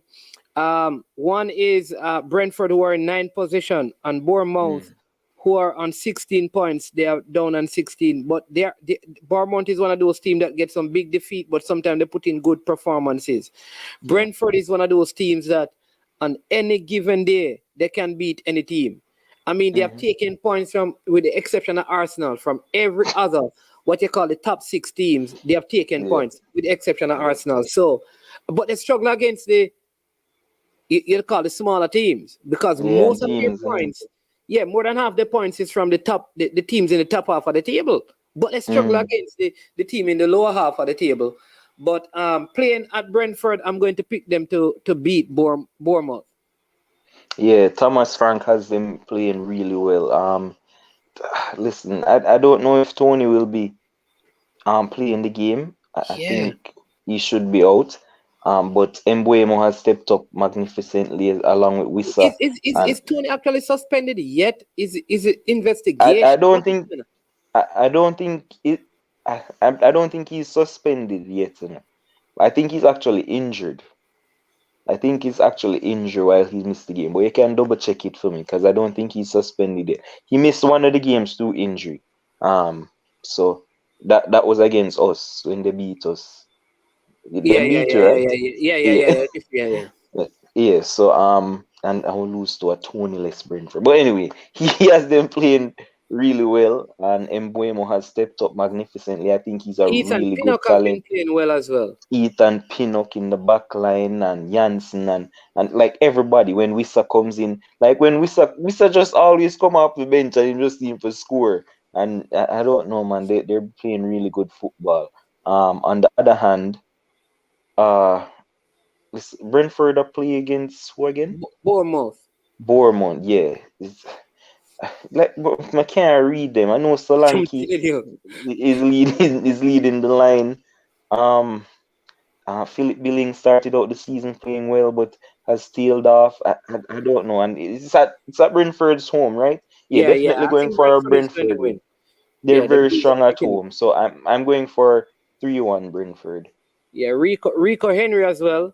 Who Yeah, has Jamaican connection. He has been playing well as all of them. well. Yeah. All right, so we have a couple more games to go through. Now, Chelsea haven't played in the week. They have a game again. And they're playing against a next team that is struggling, Crystal Palace. Crystal Palace, I think, should have gotten something out of the game against Tottenham. Again, this is one of those teams, they have not been making any moves in the window, but they get Chelsea at a good time. They get Chelsea without any forward play, only Kai Havertz, really. Now that Felix is gone, Aubameyang is not going to be playing. Sterling is out. I mean, they're missing so many. Broja, who came in as Yeah, well. they're missing so many players. You know what? I think Chelsea lose again, because I mean, Omari Hutchinson, I don't know, he played with the under 21s, which means that he may not be in the first team. I don't know. I just feel like Chelsea is going to lose again on Sunday. Is it at the bridge? Yes. And this is where Potter is going to be under more pressure from the fans. This is a tough game, boy. Because this Crystal Palace team, you know, they can be. I mean, Cranky has belatedly joined us. I realized you needed help. That's why I'm joining. No, you came on because you're getting close to the Arsenal game. No. I came on because you needed help. Because you and Dean are making statements which are like heresy. You're making statements about certain things, and you making statements about Southampton coach and all that. And I'm listening. I say, you know what? Let me go help them before they drown themselves. What? Dima, what did he say? Hold on, Dima, you respond first. Yeah, I don't think that needs a response. No, Dima shouldn't respond. I mean, Dima is good at realizing when he's wrong, and that's a really great attribute to have. And you keep on exercising that attribute, Dima. You don't have to respond like you just did before. Don't respond. Just say, you know what? Bow your head. It's a good way to operate. Good night to you too, Cranky. So correct us, man. I don't know why you're sounding so low. One of my volumes here is not working. Oh, you're here now? What do you need now? What do you need? Yes, so tell us some of the things that you need to come and clarify, because the audience and those listening have been, you know, I don't know if now that you're on, they will change their views, but we seem to be getting a lot of agreement from those listening. So what you said about the Southampton manager, he's not going to get fired. There's no way. So in England, fans fire coaches a lot of times. And media. Fans and media fire coaches. Most times, frankly. Yeah, no, that is why I said Frank Lampard will get fired even though the board is backing him, because the fans are going to protest. The owner says he's not firing him, so we'll see what happens. The owner was on Talk Sports day before yesterday, and he said he's not firing him. And Demo is right, because he's not really right most time, but he's right this time when he says the players you mentioned for Everton, they're good players, but who is their goal scorer? Their main forward has been injured for about 2 years now. They bought Mopé, who there's a reason why if Brighton sells you and it's not for a lot of money, don't buy the person. If Brighton sells you and it's not a lot of money they're getting for you, don't buy the player. But isn't Gray scoring goals? Gray's a scorer of great goals. He's not a great goal scorer. Remember that. Scorer of great goals. He did it against us. He did it against City. He scored great goals. Top corner, right foot. That's not how he scores. He doesn't score a lot of goals. Look at his stats. Not the greatest. Good player. Hold the ball up well. Can beat him. Iwobi a good player? Iwobi is not a goal scorer. That's why we sold him. You forgot? No, man, I know. He's a good player. He's been playing well. Came off with an injury. I hear he's okay. But Irisa Gay is not a goal scorer. Iwobi is not a goal scorer. Onana is not a goal scorer. Decore is not a goal scorer. Mope is not a goal scorer. Gray is not a goal scorer. What should I mention, man? I mean, I've made 5 or 6 midfielders and forwards. But the thing is, once in a while, the thing is that the man who has been carrying them has been Gordon. And I don't know why management call everybody else name. Tottenham. The man who's been carrying him is at Tottenham. No. I'm saying when Richarlison left, Gordon was the man at the start of the season. When he got that number 10 shirt, he was really playing really well, and he was scoring a couple of good goals and stuff and leading them in whatever positive things that Everton were doing. So I watch Everton almost every week, and Gordon started out with a house of fire. Yeah. I think Chelsea or Tottenham, was it late last year or this year? Exactly. 60 mil for him, but he's tailed off like most Everton players does. Yes. It's not what he was before. And they've been playing more Gray. They play McNeil sometimes. They're playing different players because he has not played like he used to. Yeah, Cranky, but I'm not wrong when I said that And by the way, McNeil is not a goal scorer either. He wasn't that. I mean, He's a footballer. Really bad. McNeil is not a footballer. What I'm saying. No, McNeil's a good footballer. He's not a goal scorer. What I'm saying, though, Cranky, is that Everton team cannot be worse than 11th or 12th in terms of team. No, I disagree. So think about all the everybody has beefed up the management. Nottingham Forest bought 100 players, right? Southampton bringing up a bunch of young kids. Let me give you the squads that I think are better than them. Arsenal, City, Newcastle, United, Tottenham, Liverpool, Brighton, Brentford, Chelsea, Aston Villa. All right. I think they can be compared with Crystal Palace, Leeds, Bournemouth, West Ham, Wolves, Southampton, Leicester City. I think even Fulham. Leicester have a They're better probably squad. better than two of Leicester those have a teams. better squad. Leicester's team hasn't changed material over the last 4 years, you know. Leicester just got old. All of a sudden, everybody got old at the same time. Evans got hurt. From Evans got hurt, the defense went to shambles. They bought in Fires, who gave her a couple of goals the other day. But most of those players for Leicester have been the same players, right? I mean, think about Harvey Barnes and all of them. Tillemans, Madison, Yeah, it's the same players. Vardy, Daka. Tiersman has been the same players. They just haven't been playing up to their potential. Mm. Wolves have bought well, but they're not been playing well. I mean, West Ham is the same players they had that played in Europe last season. I mean, you can't say Everton is a better team than some of those teams. They barely escaped relegation last year. You Yep. are what you are. They barely escaped relegation. What was it, last day of the season? Or second to last when they played us the last game, who beat them. They just barely escaped relegation. They are what they are. Nothing And then go add, and then go add. players. Then the players can be good. If you spend 77 million and 20 players, they cannot be good. No. It's 100. Who said 77 million? Go check the numbers. They spend way over 100 million. But when Jesse Lingard over there, your prime signings along with Morgan Gibbs White, boss, listen, you just know. It's not, Well, it's Jesse, not to be fair, Jesse was at West Ham the year before, scored a bunch of goals. They went back to Man U. and sat on the bench to count nails. Yeah, Morgan Gibbs White couldn't get a Wolves team and they paid 40 million for him. That doesn't make any sense. Yeah. So my name's man. I do think this is I gotta make sure I go to bed really early tonight. So Me get up too. the Man U game in the morning, 7:30. You're putting on the Manchester United jersey? Because we Put know on my what jersey? you guys do. Yeah, You your know that Man U Man U's jersey. I You press it consider already? Man U a bigger rival for Arsenal than Tottenham, you know. Okay. Because we have lost to Man U more. We used to be Man U rivals back in the early 2000s up until things changed drastically. Tottenham wasn't a rival. They were a rival as a North London rival, but in terms of challenging for the title, they have never really challenged for the But title. I think it's only once in how many years you have defeated Tottenham at White Hart Lane, though. No, we don't get to that game. Now, we beat Tottenham at White Hart Lane in 2015 in League Cup when Walcott. No, man, I'm Forest talking in the ACL. Premier League. I think we have only defeated them once. I'm getting to it.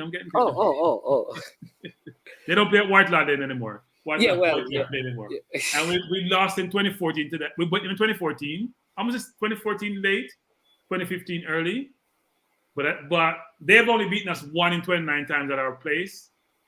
We haven't beaten them that much. And in fact, we have played them over 400 times. We have won 110. They have won, I think, about 99. So it's always been very close. So I'm sorry. We'll win. Well, we really don't get I'm sorry. Are we at the Arsenal game? No, not yet. So what is this? What's happening? We always talk about the team that's leading the league gets most of the notoriety, most of the competition. All right. So Chelsea versus Crystal Palace. That's actually where we were when Cranky came out. Exactly. I was talking about White Hart You Lane. went back and did a recap so I can catch up. So now we're caught up. All right. So I think Chelsea is going to lose again tomorrow. Sunday, I mean. I'm going for a draw. I can't Greece pick at a winner. Stamford Bridge. And I think they're I'm going to going. more balanced. No, actually, Chelsea are going to win this game at home. They're going to win 2-1, and they're going to get a lot of confidence from the fans that they have. I know some fans are pretty premature with this Potter out nonsense, but he's going to get a result of a victory, 2-1 against Crystal Palace. Come tomorrow. Mason Mount will be on the score sheet. I see Crystal Palace winning. I don't see Chelsea scoring 2 goals. They don't have any forward. Aubameyang is yeah, but we say that. I mean, they created a lot of chances in their last game against Fulham. Because of Joe Felix. Well, yeah, and he's not there. So I always say this: man is man. The one playing the forward. A lot of people say that you couldn't do this because somebody's there. if he wasn't there, they played with 10 men. In fact, they end up with 10 men. Aubameyang, we talked about managers over the years, is not a complete forward. That's his problem. He needs service between the lines. He can go behind you and score. Otherwise, he's useless, right? That's why we got rid of him. After we paid him and he didn't won the FA Cup, he was useless. He only scored 4 goals before he left to go to Borough. We got rid of him. The problem is Mount is not playing. People think talking about his other players. And Mount works out. Mount's not playing well. Nice. He keeps on starting. He's a little bit lost. They're just not playing well. And they have a lot of injuries. They have about 10 players out with injuries. And key players out too, not just injuries. No Reece James and Chilwell and Pulisic and all of these guys. It's ridiculous. Yeah, I mean, Conte's long-term injury. Loftus-Cheek is out. Reece James is out. Chilwell is out. Sterling. Georgia is out. Sterling is out. You can keep going. Isn't Zayt out as well? No, Zayt is there. No, Zayt was there. Oh. Fofana is out. Lord. They have a new signing though. They have the new signing that Mendy's out. Mendy's out. There's a ton of players out. Yes, they see that new signing there. Yeah. He's going to be on the score sheet. I don't remember his name. But that's why I say I think they're going to win tomorrow, because isn't he Fofana? Zakaria? Yeah, Fofana. Zakaria is playing well. And I think that new signing that they got, the Fofana signing, I think he's going to have an impact tomorrow. Zakaria is injured. Oh, when? No. The last game. You're right. Oh Lord! Every game they lose a player. So when people are killing the coach, I'm saying if he has ridiculous. Frankly, he has too many players. By the way, if they're all fit, somebody's gonna not be changed, not being in the squad. They have more than 25 players, and you gotta have 8 English players in your squad. They just have a lot of injuries. So I'm going Crystal Palace 2-1. Wow. What say you, Demo? Yeah, I'm going Chelsea 2-1. Cranky, what's your prediction? Chelsea 2-1. Okay. All right. No, this is a good game. Fulham versus Newcastle. Ooh. At Newcastle. Fulham coming off the high. Newcastle is a different animal. Yep. They don't give up goals and they score enough. I can't see the Fulham getting anything out of that game. Is Mitrovic out, injured? No. He got yellow card. So he's back. Listen, I think he's the ideal forward. I think Fulham is the kind of team to get a goal against Newcastle with Mitrovic. Big, tall, bully forward up there with them. You know that Wilson is back, right? I think Isak is probably back. Hold on. I think St. Maximum is back. So even though they may not start, St. Minus. What? I rate St. Minus, by the way. St. Max is a baller, boss. What's wrong with money? I rate St. Maximum. I rate him. The man just call up. They call him St. Minimum.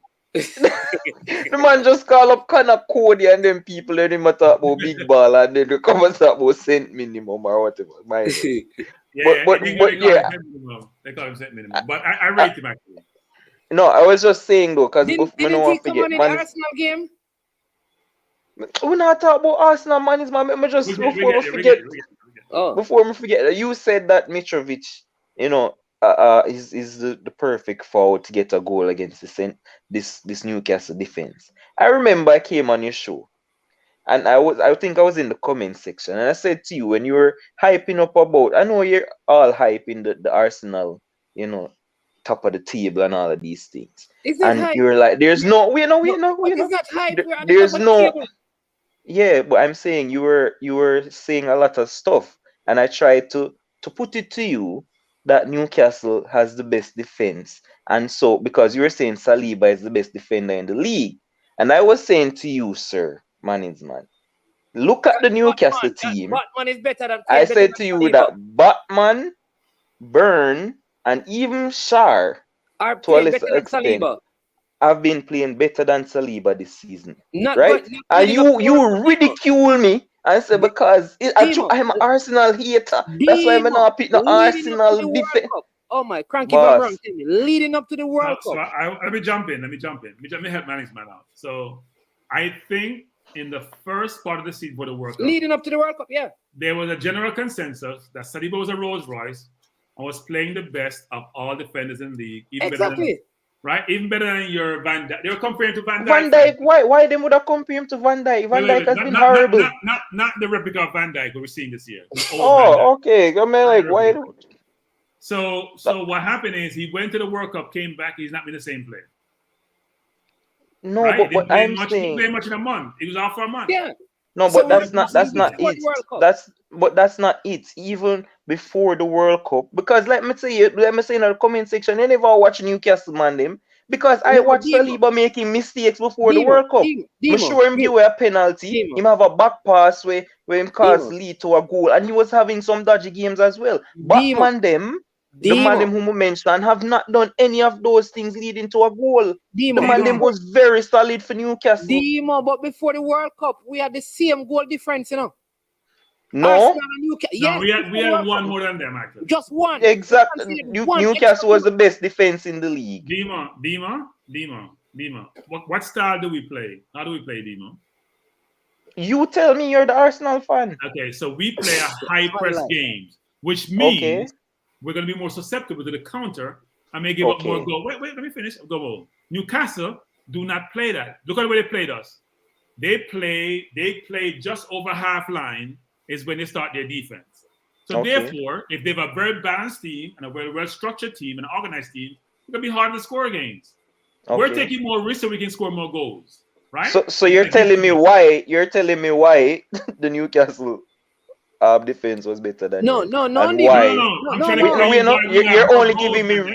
You're only giving me reasons why Saliba making mistakes. The reason why we give up more goals than them is because we're talking about Saliba, and his individual errors. We're talking. Before the World Cup, the best defender in the Premier League, I put it to you, centre back was Saliba. Before the World Cup. No, but because you're an Arsenal fan, you're gonna say that. No.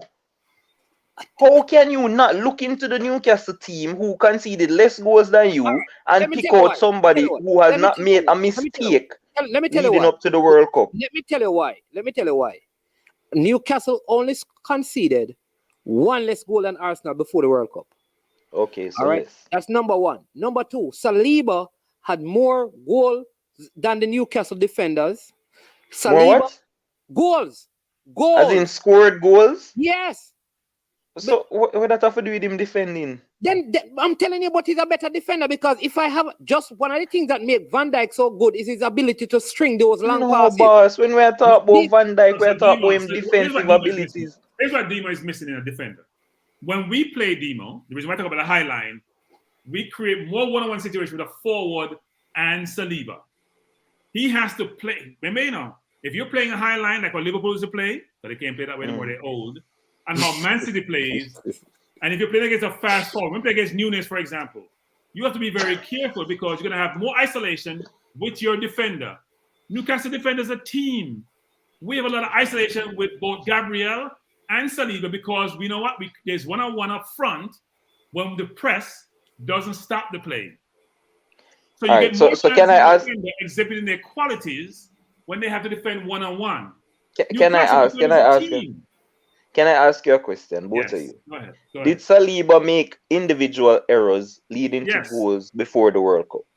I think he had more than one. He had one. He had a back pass, and he had one when he and him kicked down somebody for a penalty. Yes, he gave a penalty away. The back pass, that was the back pass and the penalty. He gave a penalty. Yes, he had two. What I'm saying to you though, but in one of the when he gave up that he scored. He scored in the same game. Yeah, but that's fine. And I am saying to you, have you seen Batman make any of those ridiculous things playing for Newcastle? No, Batman was individual, right? No, I know. But may I go? That's why I'm call 3 names. Did you see Dan Burn when he was filling in, doing any of those silly things? Two of the Newcastle goals were mistake by where Dan Burns got burnt at left back. So I'm saying when he played centre back, did you see him playing those things? When you see Star playing, you see Star playing. Demo, you know how we, you know, Saliba and Gabriel play at right and left back when we play. You know why? Because Zinchenko, because Tierney, because Ben White are bombing forward. So they're isolated out wide with the Antonios of the world to play one-on-one. That's playing right back. So the logic you're talking about when he's out left and he got burned, that's how we play. We have athletic center backs. We don't have center backs who struggle to run. All right, we're going on a rabbit hole. Let me just say all of this to say. You say that because Mitrovic is back, you know, is the perfect forward to score against this Newcastle defense. I'm saying this Newcastle defense, Dan Burn is going to be in there as tall as Mitrovic wants to be. You can't bully Batman, you can't bully Shar, and you can't bully Dan Burn when him come in for set pieces. So which country does Dan Burn play for? Is he English? I think. Yeah, they said that he should have gone to the World Cup. He plays for the country of Newcastle. The country of Newcastle. He's just England teams. It must be Newcastle he plays for. And that was a question for you, Demo, but you're missing the point. The point I'm making is he came to the England team, he can't beat up Maguire, and he's saying he's the best defender in the Premier League. Come on. Yeah, but that have nothing to do. How on a reason like that? Coaches pick who they want. You cannot make your country team. Your country team has 4 or 5 center backs in the World Cup squad. You can't get into the squad over them. So the coach is not picking him based on his ability. Yeah, but that's ridiculous because coaches they're going to pick who they want. Over a man who was playing right back called Ben White. Which exactly proves the point. Like Southgate never want to carry Maddison. And Maddison has been one of the best players for the English Premier League for how long, and them have to force him hand to carry Madison. Like coaches are gonna just pick who them want. That's just say go. You can't use because him not get picked. Back up. Let's be clear. Let's be clear. He had Mount, he has Foden, he has Grealish, who one could say are pretty the same level as Madison. That's why it doesn't bring. No, Madison who had a better season than them. Maguire in the squad. Who can get to Man United on the bench, struggling on the bench. But Maguire is awesome for England. What not talk about? When Maguire plays for England, he's a different centre back. Like, why he wouldn't carry Maguire? He has been one of England's best players when he's in an English shirt. We need to go to bed so we can wake up for the... Exactly. That's some irrelevant points. So because the man no pick him, that means him no good. The coach pick who them want. Idiot Spain coach never carry Thiago. No, Demo. You said he's the best defense center back in the Premier League. Is that what you're saying, right? Yeah, I said he was because him there pick Saliba. Don't you think the English media and the English fans would lose their mind if the best center back in the Premier League wasn't in the English team? I haven't heard one newspaper spouting a view and pushing Dan Burns to replace any of those center backs. They were fighting for Ben White. Hold on. Wait, Manisman. Let me ask you. Manisman, you have not seen anybody that said Dan Burns should have been in the English squad? After the World Cup. After. Well, I assure you that people were saying Dan Burns should have gone to the World Cup. What I heard is before the World Cup. Talk Sport, and I listened to Sky Sport, all of them were saying there's no way Ben White should not go because he can play right back and centre back. Exactly what Dan Burn does. Yeah, I think Dima waved the white flag, and let's keep going, man.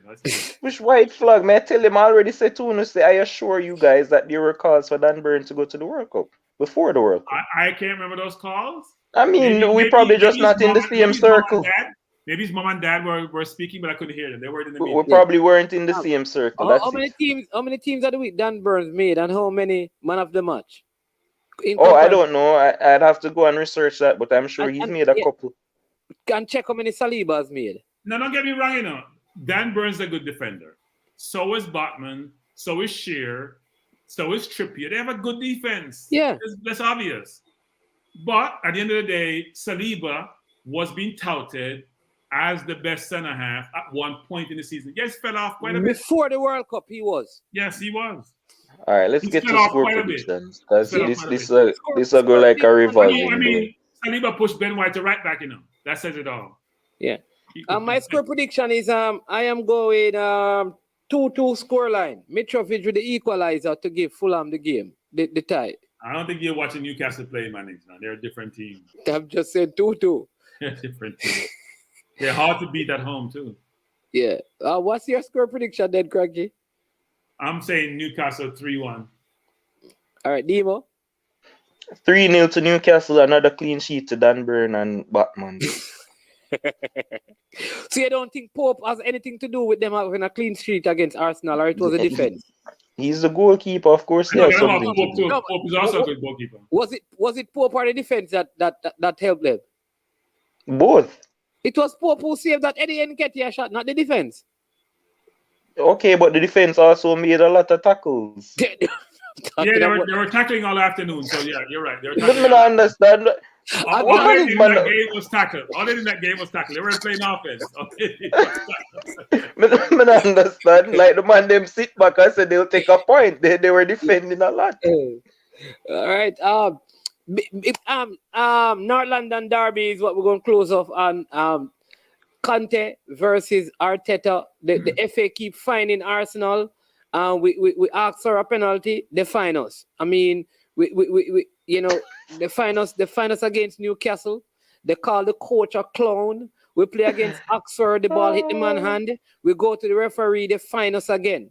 Basically telling us that we're not supposed to celebrate. We're not supposed to argue. But every other team can do it, and it is okay. All right, so we're going to the North London for some ridiculous penalty. I'm not focused on that. I would just say this. In that game, Dan Burns, who complained on the previous play, pulled down Gabriel, and it was clear as day. Clear penalty. It wasn't even subjective. Clear held him, pulled him down to the ground. We didn't get a penalty. But we keep going. The big defender. Yeah. He pulled him down. Did he give away a penalty? Because I remember Saliba giving away a penalty. No. What's that? Okay. I moved on from Burns, I'm talking about Arsenal being. No, man may talk because he might talk about the big defender. Dan Burns haven't played in any youth team or national team of England. No way. I think he went to the World Cup. Where that have to do? Oh, the comment are relevant to what we are talking about. I just put it up the comment because I saw. No, but why would somebody in the comments say that? Like, where that have to do with what we are talking about? Dan Burns' farm going into the World Cup. Like, what that have to do? What they're saying is that Demo is that Dan Burns hasn't proven any time throughout his career to date, and he's not a kid, that he has been recognized as the top defender in the Premier League. Yeah, but that is not true.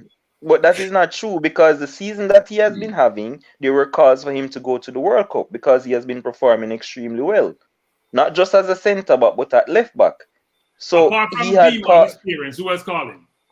Boss, the thing all over. If you go type it in right now, type it in a Google right now. I do that right. Like newspapers all over. You're not just type in Dan Burn World Cup, and it's there. Like, I don't understand. All right, yeah, for sure. All right, Demo, listen, I want you to talk to me. Arsenal versus Tottenham. What say you? Harry Kane on form, still scoring goals. Although Tottenham has not been playing well, I hear that Kulusevski may be coming back from injury. He's a very key player in this Tottenham team. I said earlier that it is form versus class, right? Arsenal is a class team though, and an informed team. Tottenham coming. I mean, Tottenham. You're an informed team. We are an informed team.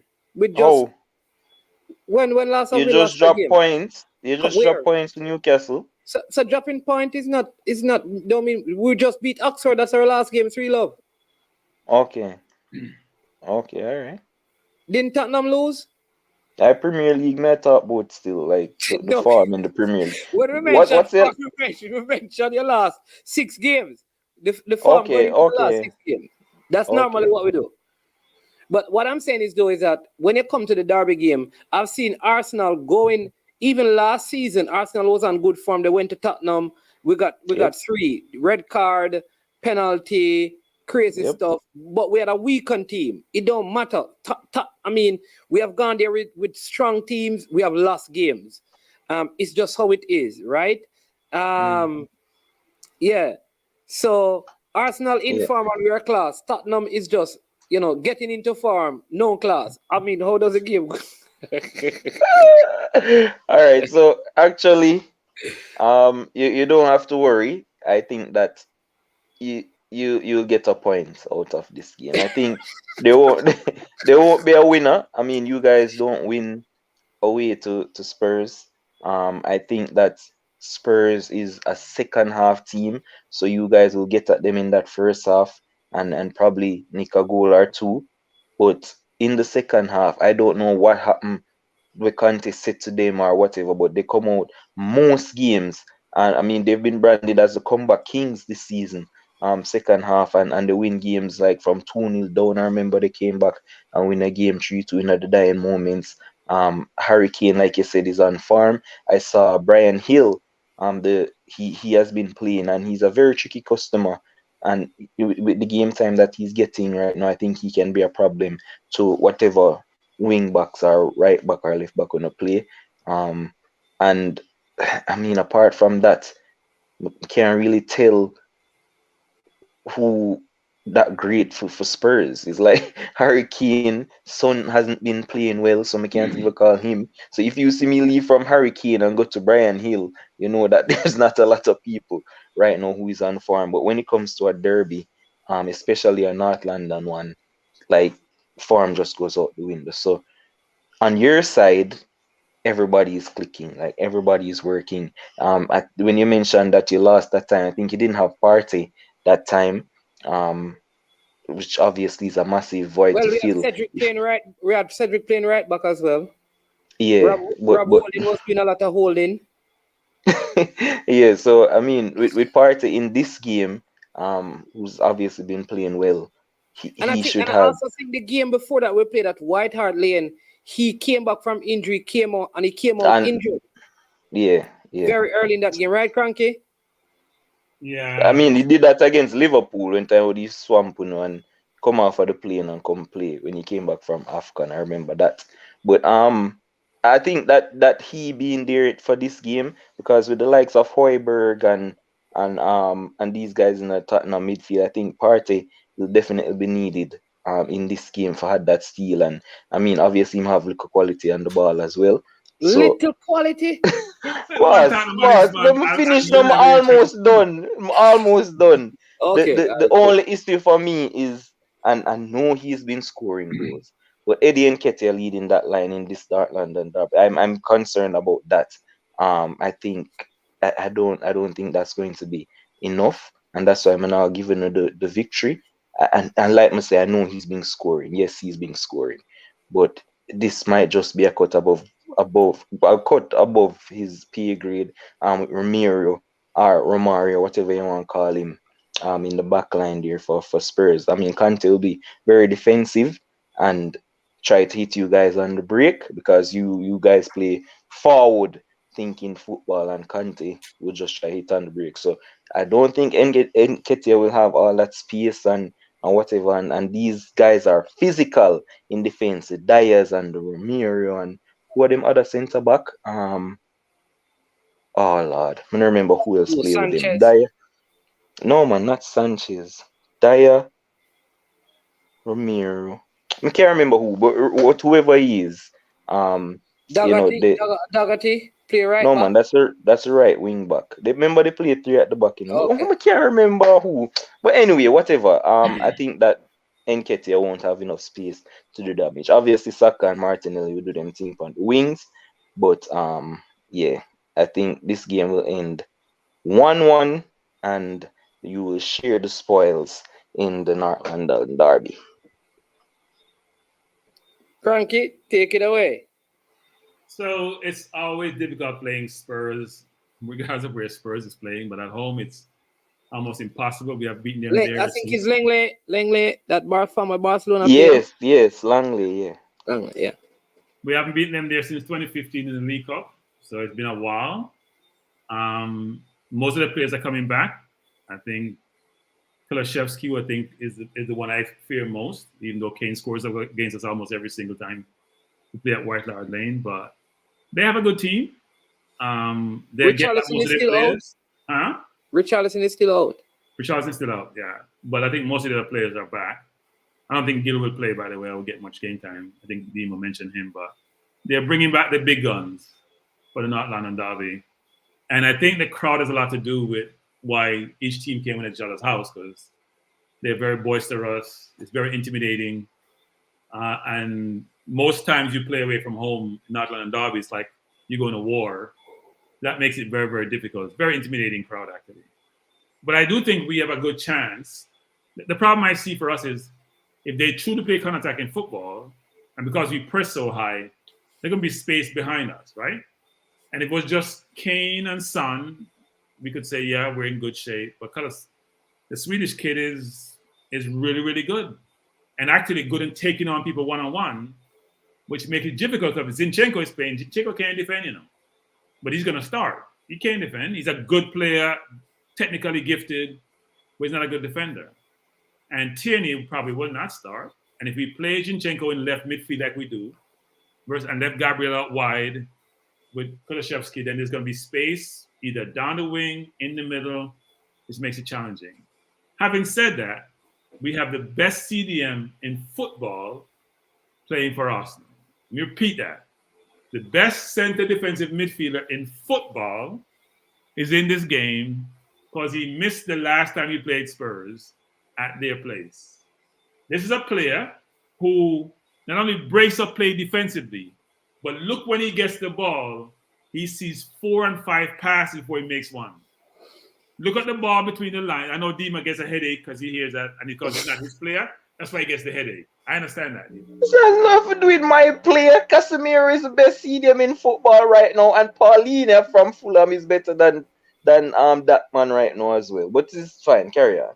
Yeah, I mean, look, it's a matter of opinion. I can't see where you said any of those two players. Paulino's a good player, by the way. Watch him play yesterday. He's a good player. But look at Partey. Look, Demo, here's the thing, Demo. Don't watch the game like a normal fan, please. Be deductive in how you watch the game. Look when Partey gets the ball, what he does. He has 4 passes when he gets the ball. And he looks for the most difficult pass first, the most incisive pass first. Because he's so good, it's like a quarterback going through his reads. He reads 4 or 5 different things when players see one pass. That's all they can see. Watch how he plays. That's why we can't play without him. Look at his record when he plays for us. Look at our record when he plays for us. Go look at the record. It's not by chance, Look at the record. Dominant. Ball between the lines, split defense. But anyway, that's why Xhaka can go forward more. Xhaka can go play left inside, play number 10, because Partey is playing. Xhaka can go play 10. Xhaka's point can come out. When Partey's playing, everybody looks better, by the way. Yeah, I understand the Arsenal hype. I mean, continue. By the way, it's the same team that finished 5th last year with just one addition because Zinchenko was the only one playing and Saliba came back. That's now top of the league. There's a reason for that because Partey is playing, not because we have new players. But anyway, it's a tough game, man. I'm going to say 2-2 just because it's hard winning Tottenham and beating them at the house when we play them. They could go lose to Villa at home. They can lose to anybody at home. When it's Arsenal, first of all, your fans say you can't lose. Don't come off the field if you lose. So then it's very difficult because you don't want that pressure. And you as Arsenal are going to feel the pressure. But first of all, it's very difficult when you're a fan going to White Hart Lane or going to the Tottenham Stadium because it's very intimidating. Being on the train is intimidating, for Christ's sake. Bunch of drunk people look like they want to lose them. If you have an Arsenal shirt that's all Tottenham fan, it's challenging. But I will say this is one of our best chances to do really well. One of our better chances because we are playing well. We are dominating possession. I think Nketiah, by the way, Demo, you know what his record is when he starts? I think he has like 17 in just over 20. 20 he has like a goal a game. Yeah, he has a great record when he starts. It's hard when he come off the bench. And also what he does, he's quicker than Jesus, frankly to me. He presses like Jesus. He doesn't have the whole ability of Jesus, right? This in between the lines, the skill to beat a player. But he also is more in the box than Jesus. He's not being like Harry Kane playing deep. So he would have more chance to score. And my hope is that Odegaard, the maestro, will do what he does, find him, and we'll put the ball in the net. And Spurs will then be in disarray, and we walk away smiling. But it's going to be tough. I'm going to say 2-2 because I do think it's hard to beat them at home. Let me just say a couple of things. One, Demo says that Spurs are going to come from behind, and you mentioned 2. If Arsenal is leading 2-0, Spurs not coming back. Not against this Arsenal. I'm going to tell you what. There's something different when Arsenal played Tottenham Hotspur. Though it was played at the Emirates, the ball possession and ball dominance that Arsenal had, it nullified the counter-attacking play. So whenever Tottenham had in other words, we never lost the ball, so we had to defend against the counter.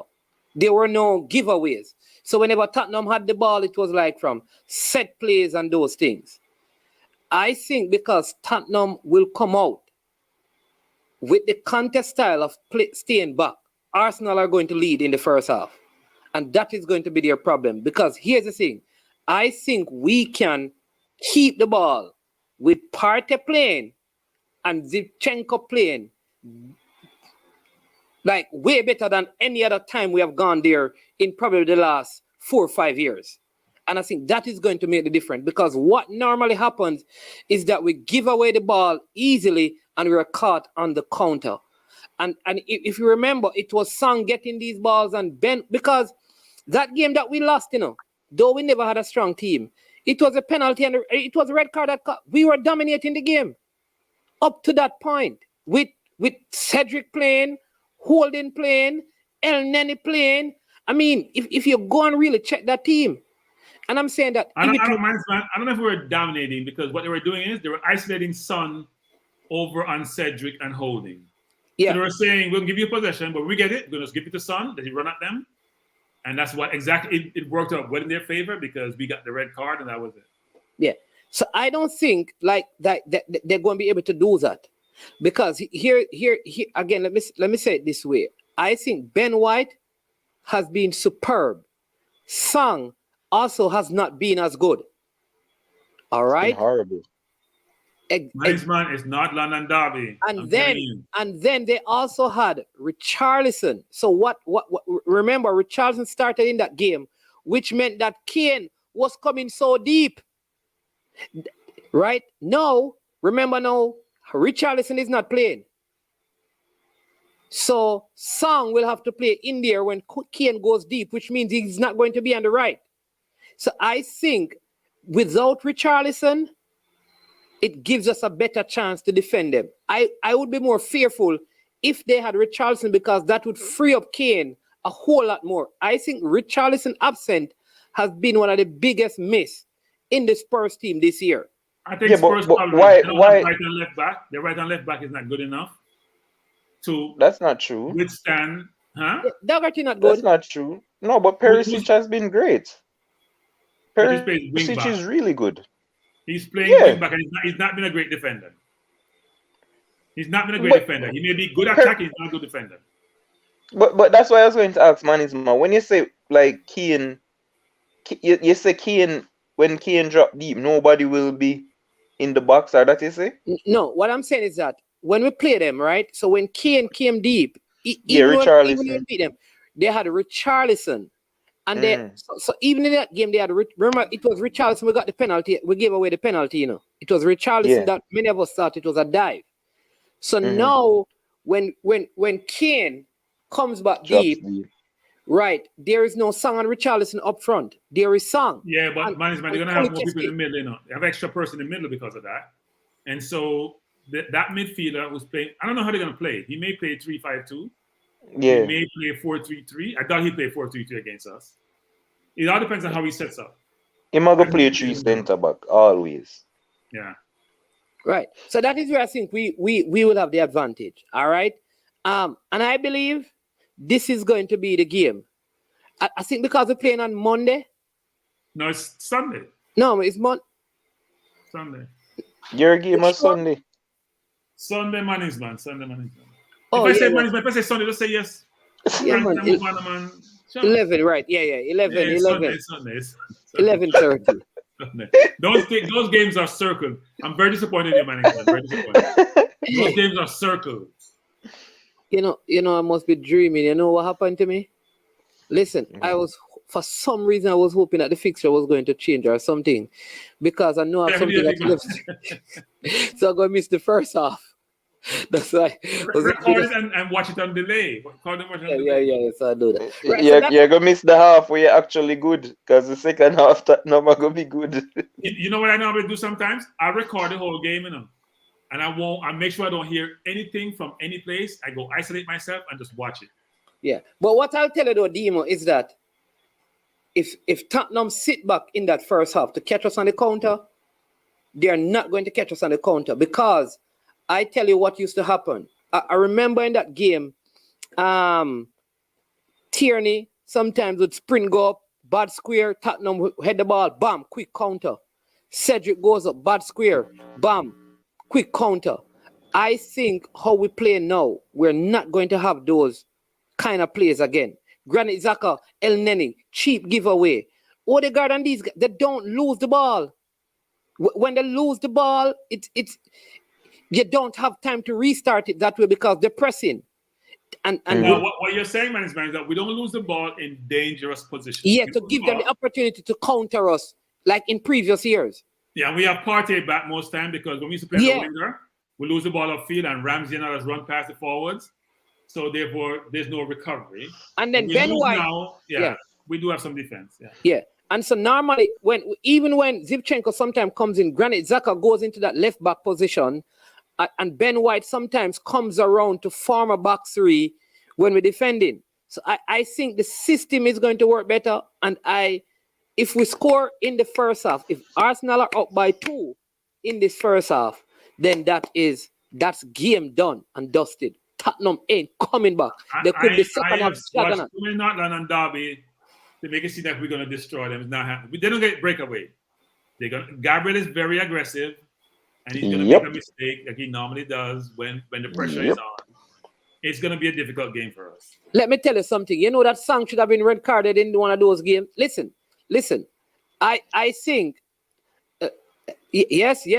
Don't put that. Man, it's so like Ty from AFT. So like Ty. We are talking about like what red card in what game, like blood. I didn't want to say so, man, but you started. You have some Ty relative. You have a relative named Ty. Manins, look, listen to this one. Manins, when Chelsea get it right and all the players return, we will shake the earth next season. Yeah, I agree. I agree. We are focused on this. Chelsea have too many players. Andrew, I agree with you, boss. Andrew, let me say this. By the time you get back all the players next season, Arsenal in the Champions League, are you in the European League? So here's the problem with that demo. Everybody's getting better. All the top 6, maybe Leicester, so Tottenham are getting better. If we go by the Mudricks of the world, I'm sure we'll invest again in the summer. Our team is very young. City always have money to buy players. Newcastle going to spend more money. Man, you're going to spend more money. So it's going to be more difficult for Chelsea. You got the Champions League, going to be more difficult. And listen, Unai Emery has not had a window yet. No, Villa is not going to come back. Villa too far on the chain. All I'm saying is that if Aston Villa makes Europa League, they're not making Europa League. You don't think so? With Unai Emery? I'm telling you, Listen, I rate Unai Emery. Wait, man. Unai Emery, who is the cup specialist. Exactly. We just get knocked out to some League 17 side the last game, playing at home with the strongest 11 and lose to this little League 17 team. That Unai Emery. Yeah. They just lose to Scunthorpe or whatever the team name is. They should be happy he's playing Bailey on a regular basis, so they should be happy. But the team name who knocked them out of the cup. Stevenage beat them too. Stevenage, oh Lord have mercy. And they lost that game in like 3 minutes. That's ridiculous. Yeah, they were leading up at the 98th minute or somewhere around there. It's a joke. Yeah, but Unai Emery, he has the qualities of a coach to get them into top 6. No, he's a good coach. Yeah, not this top 6. He's a good coach. There's way more than 6 teams better than them right now. Probably about 8 teams. Liverpool not playing that good, I'm making a prediction on this program. In the next year and a half, I said this to Demo in a text the other day. Núñez will be the second, third, or best forward in the Premier League. Okay. I mean, we all can give opinions. Well, we can give opinions. That's No. fine. If you look for a player and their attributes, if he just exercise some composure in front of goal, first of all, Haaland doesn't have all the qualities Nunes has. He doesn't. Yeah, but you Nunes said top is- three, Cronky. Nunes Haaland is going to be in the league still. Kane is going to be in the league still, and Salah is going to be in the league still. So right then and there, No, we're he's talking about not in centre the top. forward. No, we're talking about centre forward. We're not talking about wingers. No. Okay, so I said top We're not talking forward. about So, centre. We're talking about centre forwards. all right, boy. Sorry. What about Nku? Isn't Nku coming to Chelsea in the summer? Yeah. He has to come here first, man. He's not here. He has to get here first. Isn't he Yeah, already man. signed? It's signed for confirmed. Chelsea. Yeah. They're trying to buy 50 players and only 25 can be in your squad. That's okay. We'll see what happens next year. You have to find out from Boy CC thinks it's and a football. 55. Boy thinks a football American team where you have like how many players? Like 80. Wait, but man, what was your prediction? I didn't get your prediction. I'm going Arsenal to win by 2 goals. I don't think Spurs are going to score. Yes, so 2-0. Yeah, I'm going 2-0 No, Arsenal. Spurs scoring. I'm going out on a limb, not scoring. Right. In fact, I think someone is going to get I think Dougherty is going to get a red card. Let me tell you why. I think Martinelli has been measuring himself. Like, I think the Arsenal players marked out this game. If you look at Martinelli, even in the Oxford game, those guys were really holding it back. Like, Martinelli is hit and miss. That's why I wanted Mudryk to come in to give him some competition. He's hit and miss. He's struggling to beat some League 2 player on a regular basis. Sorry. Mudryk would just push. That was a Jamaican player over there now, Javan Anderson. Like I said, he should some League 2 player. Like I said, who was that? Lazio? The man moved from Lazio to League 2. He's League 2 player. Anyway, here's the problem, man. When Martinelli meets someone who has the same physical ability as he does, like when he plays against Spence last year against Nottingham Forest, he struggles somewhat.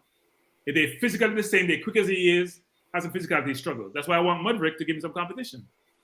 Yeah. Because Mudryk will fade left and go right, and he's gone. You see that record? Yes. Oh, you're not seeing it. Arsenal have the best record away this season. I mean, listen, Liverpool fans are used to seeing stuff like that in the boss. This season is just an anomaly. I'm very used to seeing stuff like having the best away record one season. When you say used to, in what time period are you talking about? So used to situations like for the last 5-6 years. Okay. Yeah, Don't go back any further than that. Don't go back any further. I'm very used to seeing those. I mean, no, so I'm frightened to see them things, because it's been a minute. But hey, no. It is what. But yes, I wanted to ask you guys something though, because I've been saying it to a lot of Arsenal fans, friends, and people in the chat. Like, why are so coward? I need you guys right now to tell me if Arsenal are going to win the league. That more here. Don't tell me say, oh, we take it a game at a time and we don't know what might happen. Are Arsenal going to win the league? No, say it with some chest. Pressure you? Nobody pressure you for no comment, but you will. No, because if I was in that position, like me come out last season and say we're getting a quad. A quad, me come and say it with chest, quad, all the belts. All the belts. Will Liverpool make top 4, Demo? Yes. Yeah, that's wishful thinking. No, but why is it so hard to give a prediction? Why only can't say yes? Kevin can answer you. Demo, we're not even in the Champions League, Demo. Oh, where Lord, would I get the audacity to say I'm going to win a league when I'm in the Champions League? All right. So Cranky's saying no, Arsenal are not winning. I didn't say no. I would say but you're not saying yes. I'm going to the cliche answer. One game at a time. Listen. You don't need to do better. I can answer. Okay, go ahead. So I believe. Yes. No, you don't believe. You don't believe on this station. You are sure on this station. Then because you believe, I'm sure. No, say I am sure. You cannot sure unless you believe. You have to believe first. For if you don't believe, you cannot be sure. So if I say I believe, you know that I am sure. All right. So I believe that since Leicester City won the league, this is the best opportunity Arsenal have Oh, to lift the Premier League. All right? I did say this, and I keep on saying it. If Arsenal, the starting level for Arsenal, can maintain fitness and play for the rest of the season, Arsenal will win the league. Because much of Arsenal point will be dependent on the starting 11. If I know that for the rest of the league, all the players will be up and ready, Arsenal will win. If it is a case where we have to depend on depth in squad, I'm not sure, because we don't have that depth. And obviously, we're not signing a lot of people in the transfer window. Because I think City has a better squad than Arsenal. Manchester United by have a better far. squad than Arsenal. Liverpool have a better squad than Arsenal. What I believe we have is a better starting 11 than some of those teams. So No, we don't have a better squad than you. Haaland scored 21 Premier League goals in 16 games. Let me repeat that. More than a goal a game. He's getting fed by Bernardo Silva, De Bruyne, Gudundun, whatever the Gudun is. Foden. I'm not even going to go Foden, Grealish, Marley. I'm not even going that. I'm just saying the midfielders, right? Them a real They punk have rock players on their bench who probably get in our starting 11. We haven't played them yet. Let me play City twice first, and I'll give you your answer after that, Demo. Let me play City twice first. Oh, like you guys are so coward. Like, Demo, but management, what you just say, you say a lot of stuff. It's a lot of hot here because you say you don't sure. You say if the team fully fit and blah blah blah. Obviously, that's not going to happen. So the team is not going to be fully fit. So you're not sure, right? So you're not sure if you're going to the league. Only if the team fully fit, you're going to the league because the squad, right? So you're not telling me nothing new. Cranky, I'm not sure either. I am saying then, Uno need to stop complaining when people say you're not going to win the league. Because when you come out and say, Arsenal now, we're not on the so start fall, when you make it seem like we have a problem. No, Demo, stop right there.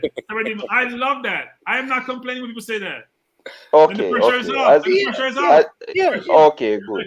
Because I know management like would say, when people say they're going to start slide, you know, did say that in January. When they did say that, that. So Rockford says, Mannings, the slide is going to start in January.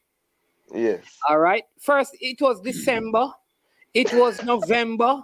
It was when we meet a big team. So they keep changing moving the goalposts. First, we're not playing nobody yet. Okay, well, you're not playing a big team yet. Okay, when you beat Liverpool now, you move to wait until November. Okay, wait until December. Okay, wait until after the World Cup. Okay, it starts in January. It keep on moving. Moving. So, but it's fine for them to do that now. One thing I know, one thing I am sure that Arsenal will finish ahead of Liverpool. That's fine. So that is between you and fine. You support Liverpool. But Arsenal that's will not the finish question. ahead of Liverpool. So if we finish fifth, you know, 6th you finish. If we finish 4th, you know, you finish in 5th and below. Yeah, but that's so fine. To hope that Arsenal finish. So can I say something? Let me say this. You can't play 17 games in a season, lose 1, and you're not considered to be good. You have to be good to play 17 games and only lose 1. And the one we lost, frankly, we were a better team. Yeah, but you also won games where they were. You also won exactly. You could have lost the league. Hold on, let me hear what this. You've only lost 1 game, and that's the Leeds game. No, man, hold on. Let me hear what Demo is going to say. Yeah. No, I'm saying he said the game that he lost, he was a better team, and he should have won. I'm saying you also won games where you weren't the better team, but you won. No, only 1 game. That's the Leeds game. Exactly. So you cancel out the one where you lost 1 game. Demo and Cranky, because this is a big argument. Can you play better and lose? Yes. Of course they can play better and lose. That's not they just hear that on the radio station because it doesn't really make no sense. But obviously you can lose. Okay. Anybody say otherwise? I'll challenge their intellect. So you don't need to challenge them. It don't make no sense. So Rockford says he only said in January. He says in January, he says management stop lying. I always say in January. Just check the history of your team. So based on this, every January, Arsenal slides. All right. So let's work Let's work. But I'm not need to get into all of the semantics, you know. I just want an Arsenal fan to come out and tell me. We are in the with middle chest. of January. Have we started sliding? Because when we went before January, we were leaving by 5 points. How many points are we leading now in the middle of January? Same 5. No, 5. So when is Yeah, it? but listen, So if I was to be overly critical, you know, like I tell you, man, that Brighton game on look shaky at the end there, and you can say, oh, no take off people and whatever on the game there. Wait, no, finish now. Remember, finish now. That's what I said. In the end, when you start look, oh Lord, I'm saying in the end, and when me Thomas start rinse. But man, hold on now. The game have both, but the game have 2 parts. Exactly. The game have 2 parts. So but you weren't 8 up. Yes, that's the point. I'm saying. Wait, no, let me just complete it. No, but no, so no one answer. No, let me just complete my thought. No, I am saying, if I am being overly critical, in the last part of that Brighton game when me Thomas start rinsing and the 2 goal them go in and that offside one was so close, we make it 4-3, you know, they start to look kind of shaky. And then when you follow that up with a Newcastle draw. A Newcastle draw came after that. Like so you drop some point. So when they start, you know. Who has dropped from the team in the top 4? You know that City has dropped more points than us? Yeah. Newcastle has dropped more points than us. Yeah, but we're talking about Arsenal. But I'm saying if I'm being overly critical of you guys, you never look so vulnerable. Dima, before. Dima, you can't have it both ways, you know, Dima. You can't have it both ways. Now, Dima, what do you mean? They look vulnerable. Dima, I can go to every team. Newcastle, Tottenham, Liverpool, Man City, and show you games where they probably should have lost or not get the result they got. City last game, City should have drawn that game. Yeah, but we're not comparing them to the Arsenal to them. I'm comparing Arsenal with Arsenal. No, I'm saying Arsenal before did not look so vulnerable like the last 2 games. We have one loss. Hold on to that very tightly. One loss. What I want to find out from Demo, are Rockford. Rockford, here's what I want you to tell me, Rockford. You say Arsenal, I hear Demo, you know. Rockford, Arsenal are not going to win.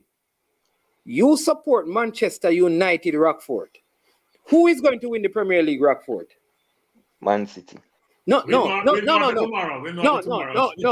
Rockford, you said that Arsenal are not going to win. Our slide is going to begin.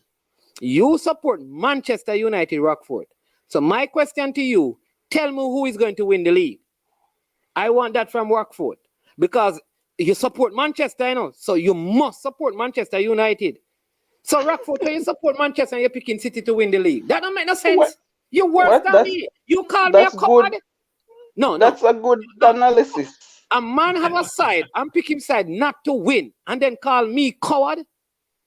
How can that because the man will be rational. The man probably knows same squad not good enough for challenge for the title, and City just have a bit more. Let me ask you this: City, Manchester United, or Arsenal? Which one have the better squad? United. Okay, so their squad is better than Arsenal, and I am how many points ahead of them? How much points ahead of them? What, 8? Right, and they have a better squad. Okay, they have a better squad than me, and the man who supports them. It's 9. Just to be clear, it's 9. Yeah, the man who supports them is not picking them to win. Yeah, but they didn't have the start that you guys have. Maybe if he was in the position that you are in right now, he would have said, man, you are going to win because they're 9 points clear. They didn't have the start. According to him, I am going to slide. Even when he has predicted that historically I am going to slide, he's not picking his team to win. That is the problem I have. Yeah, but him saying you sliding don't mean say man you not go slide too and City rise. It not just means because you slide say him go rise. He might play City too in the boss, and City probably are going to rise. Since the World Cup, who has been sliding? City or Arsenal? For me, performance-wise, I'm going to say both. We have one loss. Wait, no, we have to analyze the thing deeper than that. Performance-wise, Like my team gonna slide start already, you know, because actually I agree with him that in January we're gonna have a real hard. Wait, no. Let me just finish my statement, no cranky. I believe that in January we're gonna have a tough run of fixtures for true. So I thought the slide is going to come. What I did, and what I didn't do was count Newcastle as a part of the slide. I thought that you guys were going to beat them, and the next game them gonna go start drop points. So when the slide already start for me by dropping points to Newcastle. What's Newcastle's record over the last 10, 15 games? Oh, listen, I don't know, you know, me slap up Newcastle, so I have no idea what their record is. Dima, they haven't really been losing any games. And you know what? I wouldn't know. I slapped them up. They got locked up in prison. They were in their box the entire game. We couldn't see the goal. Let's go score. We couldn't see the goal. They were blocking up the goal with how tall people they have. You got a good chance with Nketiah. Yeah, here's the point, Dima. You talk about the Brighton game. We looked shaky and with 2 in the end. Right, there was at their house in Dima. We went there, scored 4, and we started to go home and forget that the game was 90 minutes. We went there, scored 4 in no time. Dima, it was 4-1. So you never it was 4-1. The game ended 4-2. At home in no time, you know. Yeah, Brighton, I know, and yes, and I am saying perform. You never start frick. You never start frick. Hold on, how did Brighton and Liverpool go at Anfield? 3-3. Trossard hat-trick. Okay. I just want away from home at your place. Yeah, at my place. We're going there to play them tomorrow, and they might go beat we. And we're at their place, right? So if I'm at your place, of course you may come back. You have pride. You're a professional footballer. You come back, but the score end up 4-2. Yeah, but I'm not just talking about the goals. I'm talking about the performance and how shaky you were in defense, especially after the substitutions were made. Score 7, we scored 9. That's how it is. Lord, all right. You can't say nothing wrong with it, you know. But I am saying when the slide starts. Nothing wrong with it. It's Premier League. This is not Italian League. This is not La Liga. So, Dimo, what I don't understand, Dimo, is if something is wrong not with Arsenal. Points wide. All right. Not points wise. No, not points wise. Forget points wise. Performance wise. Yes, that's my something. Argument. I'm going to take your argument. Something is wrong with Arsenal. City has lost after the World Cup multiple games and drawn games. Is something wrong with City? Because remember, the prediction is City is going to win the league. City is doing worse than Arsenal after the World Cup. Performance and points. Yeah. All right, but still yet, there is the conversation that Arsenal are going to slide. Even though so you want me to tell you? You want me to tell you why? Faster. You want me to tell you why? Tell me why. Because Manchester City has a track record of coming out of these things and chasing big leads. Manchester City also has Arsenal to play twice, which would easily cover the gap that they're on. And you guys have not been in this position for a very long time, and I don't know how you guys manage chasing Manchester City coming after you. Manchester City has done it for the last 5-6 years with Liverpool. They have experience. They've been here. We don't lead Manchester City by almost 13 points in the boss. So they were underperforming too, and then all of a sudden, snap of the finger, boom, 13-14 game winning run. I'm not talking about unbeaten run, winning run. So I'm saying I've seen the track record.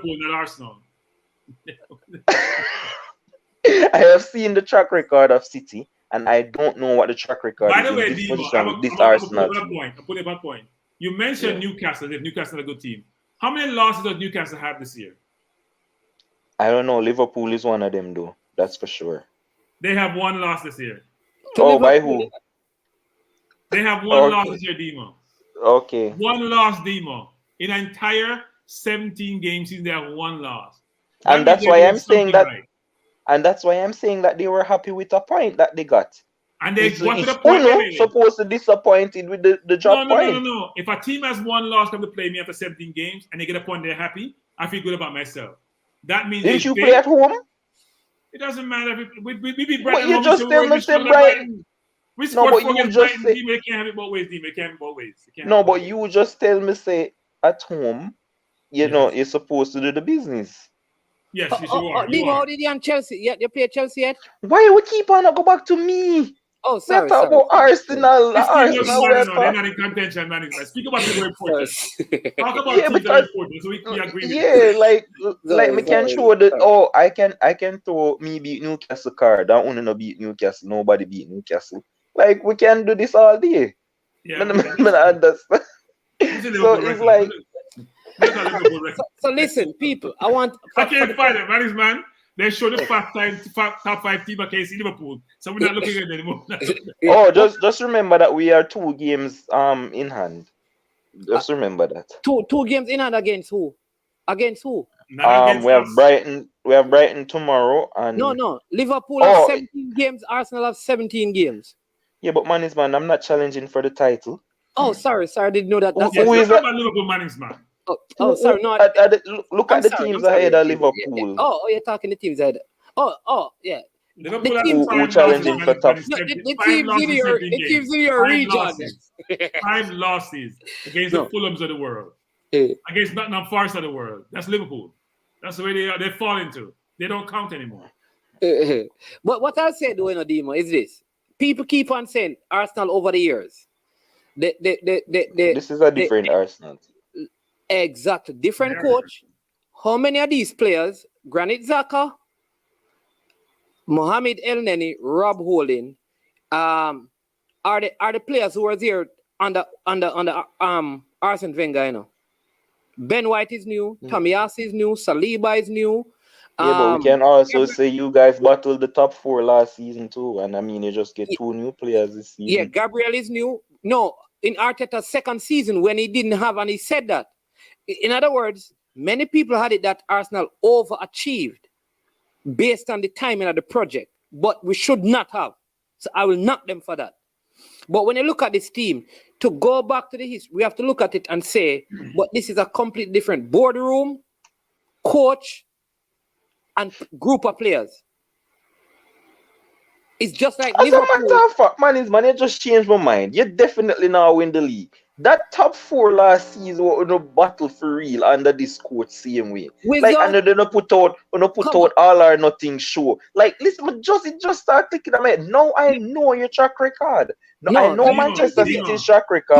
I know your Partey was injured. Remember that Partey was injured at the end of the season. Gabriel Magalhaes was in. Come on, Dimo.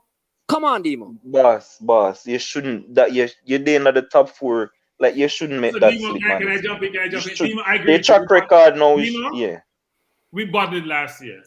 Yeah, and I see him manager and the same. We bottled last year, but we started. What was our first record of the first 3 games? You lost all 3. And we almost make top 4. No, almost doesn't count. I know. Where are we now? You're first with 5 points ahead. 5 points ahead. And I am telling. That's why you guys supposed to say with chest when I go win the league. Because if you're so confident, new boardroom, party fit now, all of these things. You see, you want it both ways now, you know. Both ways now, you know. You management just say all of these things. It's a different culture. Party is fit now, Gabriel is fit now, blah blah blah. You're 5 points ahead, but you don't want to say you go win the league. Right? But then me say if you you know what I love about my team? What? Every game you're taking we it play, 1 game at a time? No, every game we play, I'm enjoying the football. Well, that's true. When you're watching the football, you're enjoying your football, even if you lose sometime, you know. But that's been Arsenal regardless. Even when they're never good, when they still play good football. Yeah, we play we play attacking football. There's a difference. We play attacking football. We didn't defend anybody. Dimo, Arsenal always look good. Dimo, say when we weren't winning anything. Don't say when we weren't good. That's disrespect. That's heights of disrespect. When was Arsenal not good? Well, Dimo would know, because even though Dimo is young, Liverpool haven't played no football for the last, for Premier League started in the 90s until the last 5 or 6 years. So Dimo would know. Dimo has a very experience in that field. Let us not go there, please, because Mega just get in a Champions League. I don't really want to do that. Because we did that in 2000. We don't play Champions League. A different competition. We don't play Champions League. All right. But I'm saying, guys, we don't need to be more confident in our team. If we don't think the things. Dimo, I said no. to you, Arsenal You say will if beat this Tottenham and if tomorrow. that. I said to you, isn't that confidence? I'm talking about the league. But I gave you confidence. I confidently You say said if this and if that. No, Dima, I started from the beginning. I said, listen, Arsenal does not have, when I measure the squad, Arsenal has probably the 5th best squad in the league. Yeah, I remember that. Fear. I've always said that.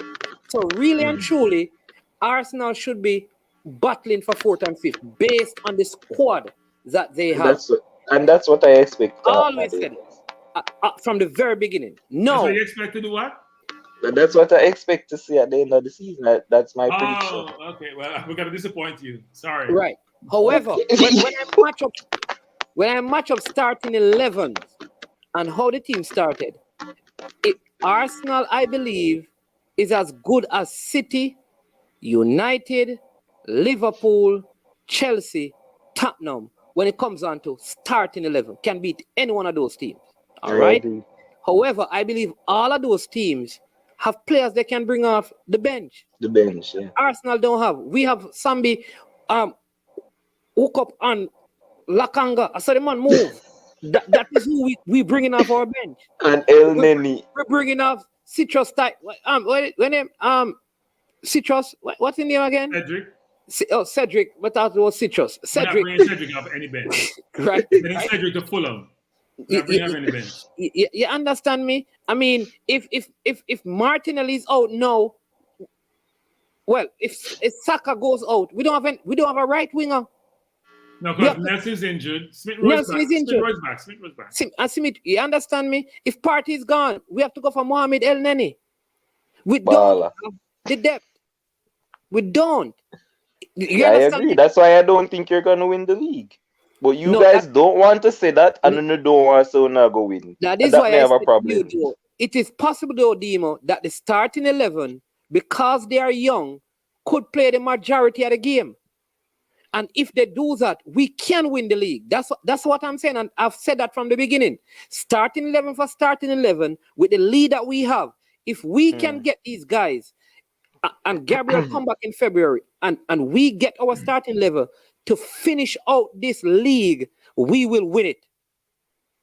Arsenal will win. No matter what City does, if Haaland scores 50 goals, if Arsenal starting 11 stays fit and plays out this, we will.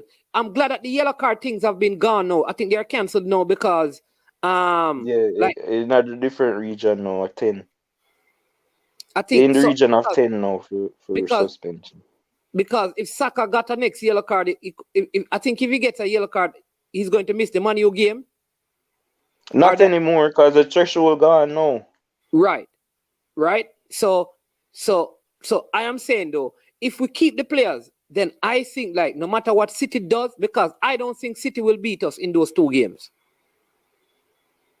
I don't think so. I believe we're going to beat City at home, and we're going to knock City out of the FA Cup.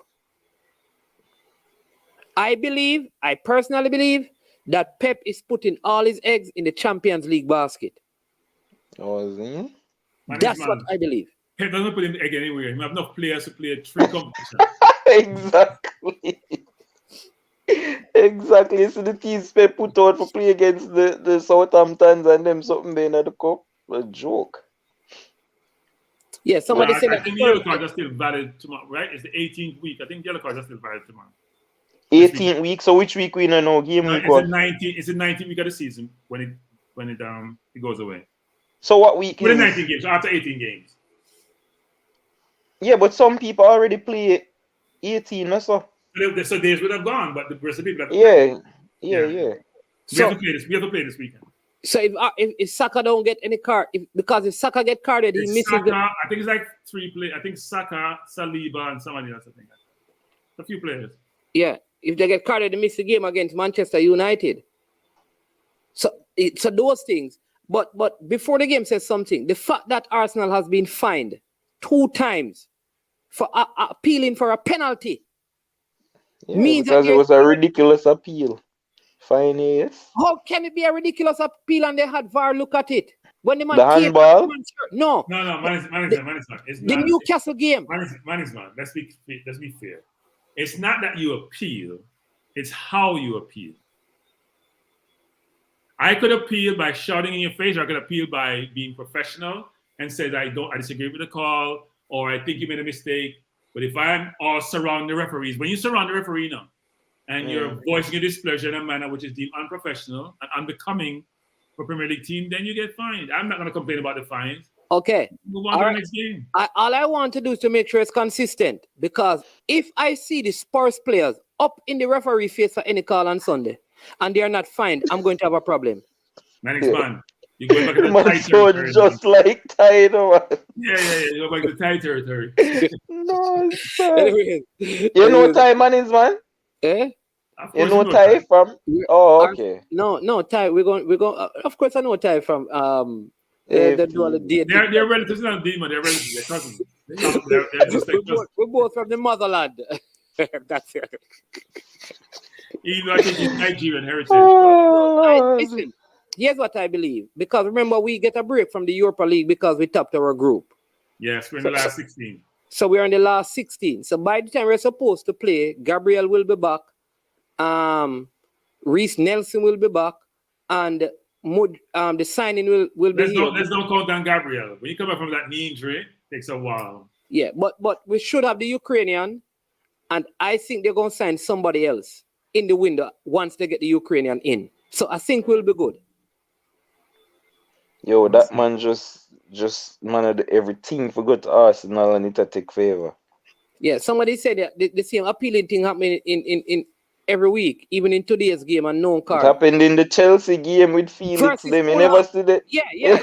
So will they be fined for that, or it's just Arsenal? We have to wait and see what comes out of it. It happened today in the Aston Villa game. Will they be fined for that, or it is just Arsenal? It's happening in most games nowadays. People think a tackle, the Man City game where Haaland got sent off for a red card, frankly, because it was just as bad as what's his name's card, even though his was more deliberate. João Felix card, even though he went high, I think he didn't really put his foot through the player's leg, you know. He pulled out at the tackle. Haaland went through the player. He tried to pull out. Yeah, he did. It seemed much worse than it actually was. No, man, it's a red card still, but it's not as bad. Yeah, he went high, but I'm just saying he didn't go through the player. Yeah, exactly. He was trying to hold and break back. He just didn't hold back, as well as he could. They should have. DJ Brain says, you see the teams in Europa League, you guys struggled against PSV. Obviously, you're not watching Barcelona play. We struggle against PSV. Barcelona struggling against everybody. Juve struggling. Man, I'm going to say this again. We have lost one game in the Premier League all season. I'm not going to worry about PSV game when we already worked through. Yeah. Let's not talk about what's a Europa League? What's that? That's a competition? Or when that play? What's a top four? What's that top four thing? What's that?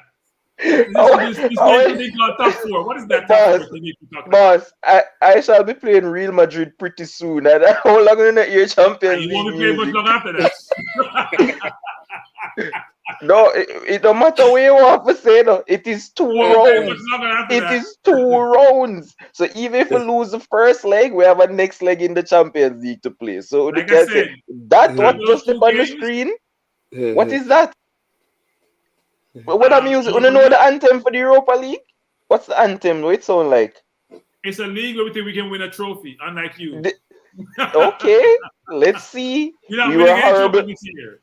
We will see what happens. We went to a finals against Real Madrid when we were horrible in the league that year as well. So like I said before, you're not winning any trophy. You can go all the finals you want to go to. We won 2 last season competing for all of them. The man says, don't worry, Debo. You learn up. I think you should start practicing from now. Invest in yourself because you learn what Europa League like next season. So you see me, I am a man who live in the present. So I don't know what's going to happen next season. I'm talking about right now. Okay, you live in the present. Right now. Let me do the science. Maybe a woman, man. I'm predict field. Maybe a woman. What are the cracking? What? Is this a man who is predicting Arsenal sliding? You want me to predict about Arsenal winning? Yeah. No. Wait. I said I think that Manchester City will win the league. That's I'm saying what I think. All we have opinion. This man is making a definitive statement. Say me I go learn but me never even know them have anthem in Europa League. You think you're gonna make top 4? You think you're gonna make top 4? I do.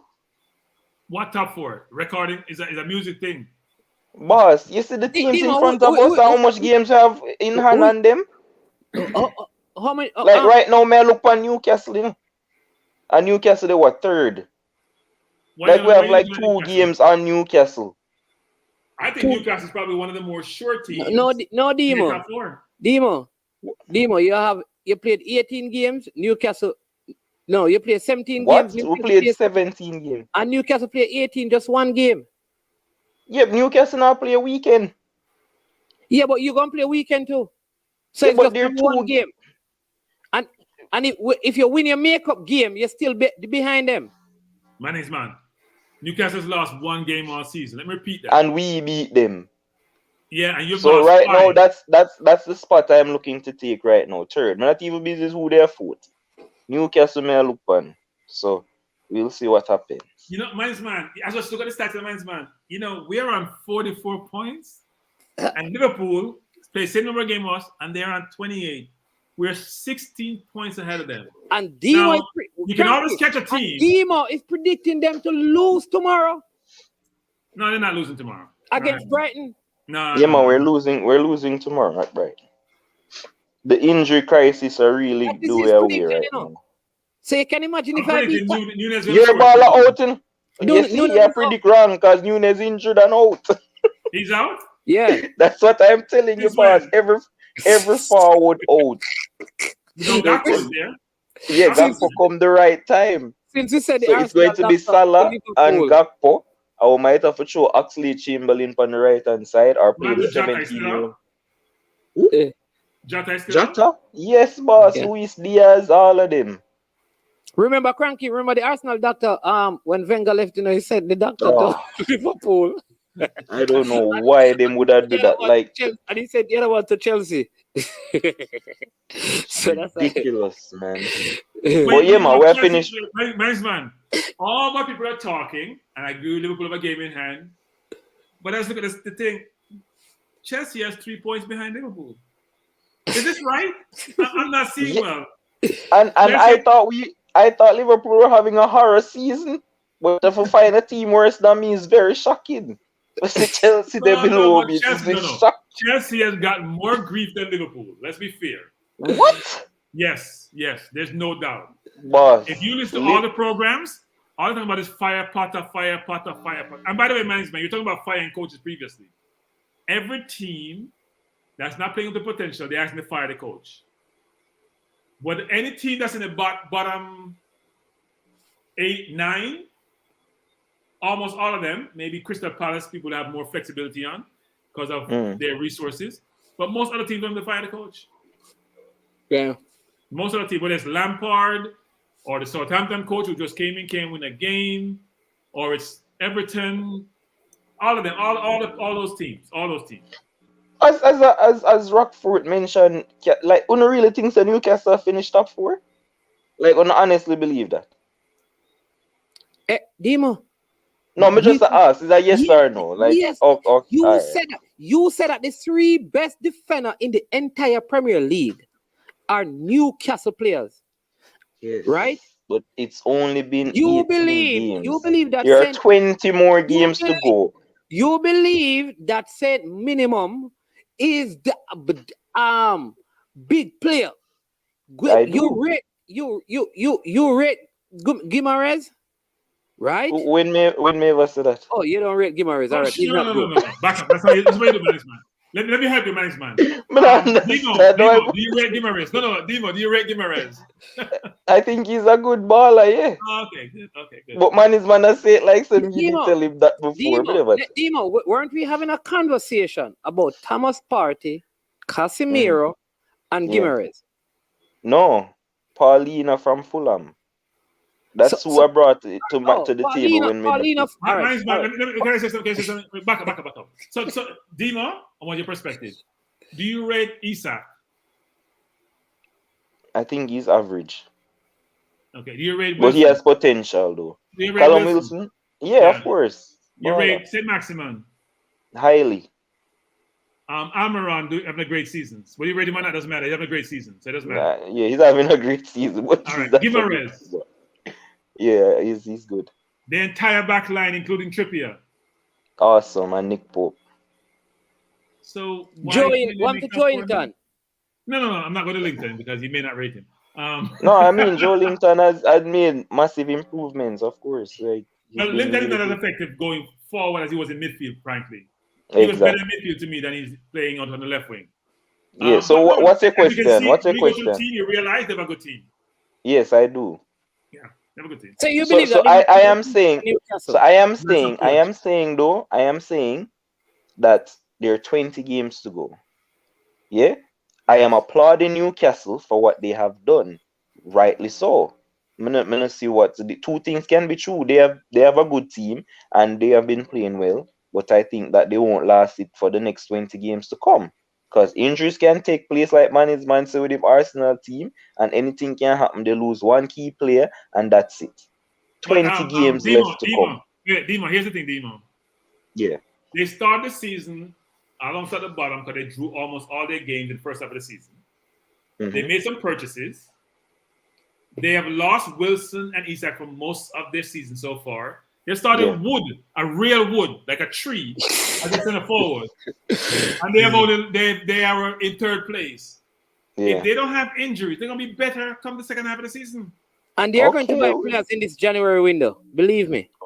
Okay, we'll see. I think that. And not only that, they have the least competition to play in the top 4. They do. And they have Yeah, a lot of money that's actually a very good point. But I just believe that Liverpool woes will be beyond them after the injuries and stuff and gone. All of our bad form done, and we're gonna pick up pace and slowly Yeah, but get the better problem and for you better. is this, Demo. Something you fall too far behind, it's hard to catch up, right?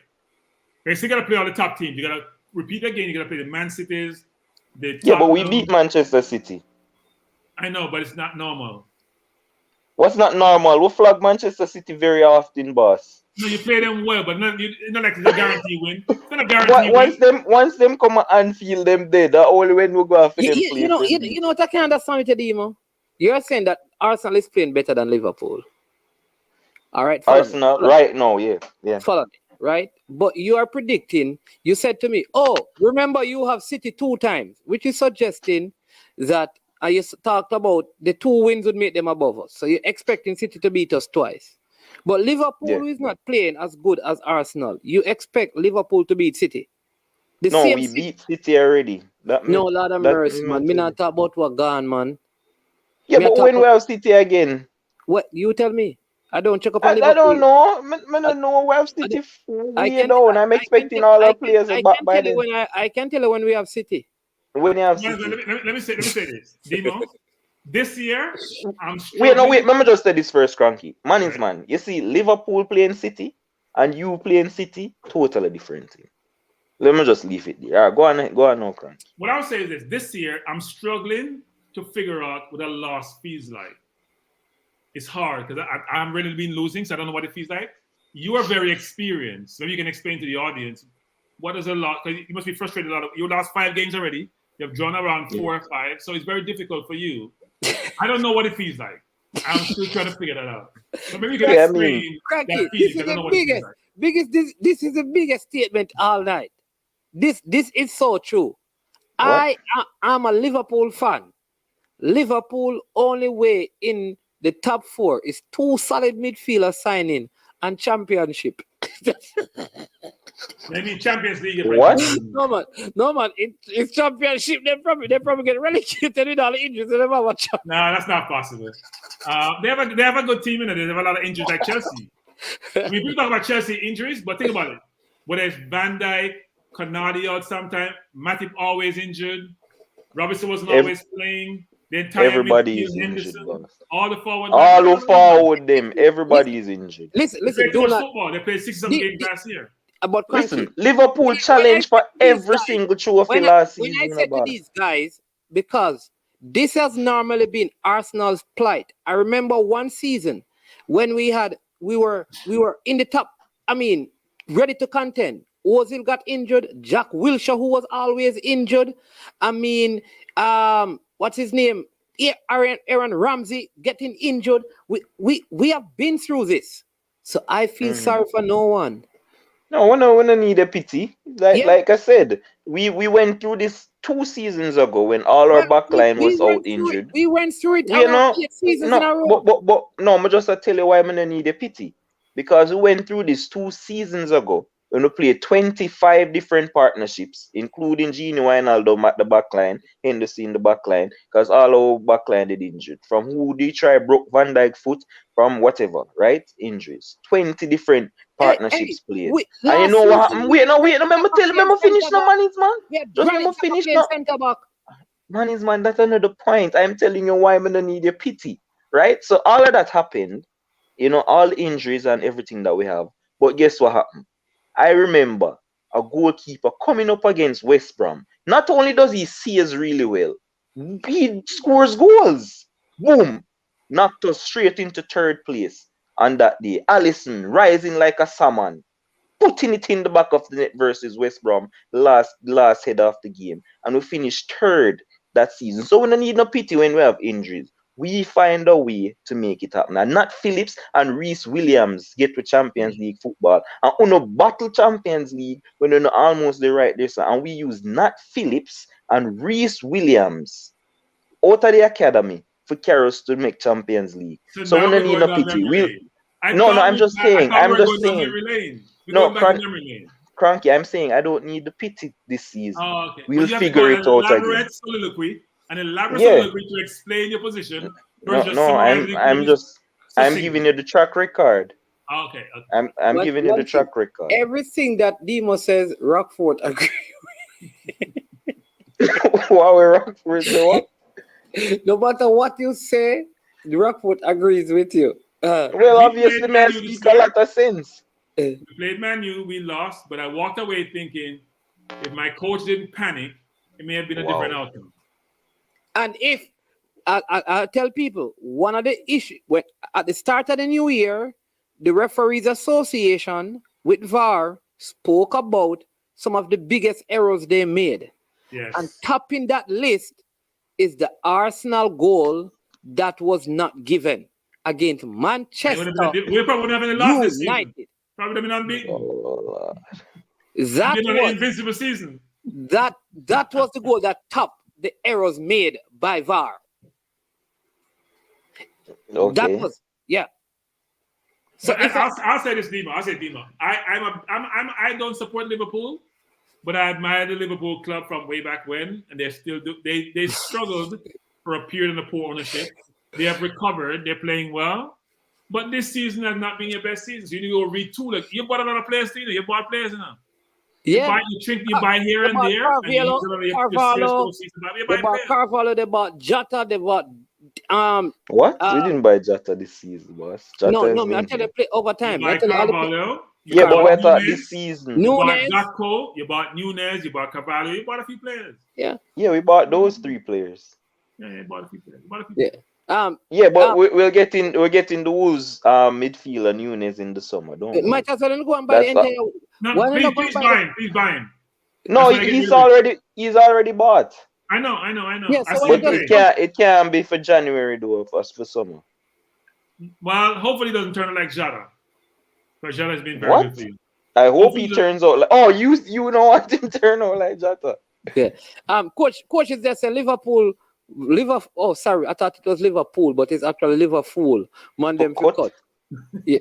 Like honestly, like I don't understand what are these comments for? Like when you highlight them, no, he's a Man U fan, and Man U doesn't like Liverpool. I think that's what. But we were supposed to cut. I don't understand. Like cut out of the league. Like when I get it. Wait in relation to. Don't exist. What's the for cut? Oh boy. Yeah, make them enjoy them season. Wait, by the way, I'm not an Arsenal fan that have the level of arrogance and think we're gonna win the league because it's a long season. We've only played 17 games. We haven't had a lot of injuries like some teams. We have a very small squad. Yeah. I want to see the 38 game come and this is where we end up. Then you hear your reason now. But you not believe in the 38 game thing for Liverpool making top 4. You see on the reason? When already right way off after 17 games. I've seen you lose to Nottingham Forest. I've seen you lose to Fulham. You've also seen us beat Manchester City and beat Newcastle. I know. So that's the problem. But that's your problem. That's your problem. That's exactly your problem. That's exactly, you can lose to anybody in the So day. no, Beat anybody in the day. No consistency. yeah. So why you want to go to the negative end and look at the glass half empty? All I'm saying is that the standards change with Arsenal. When we started the season and we were winning those games in the early part, I was told that we were playing nobodies.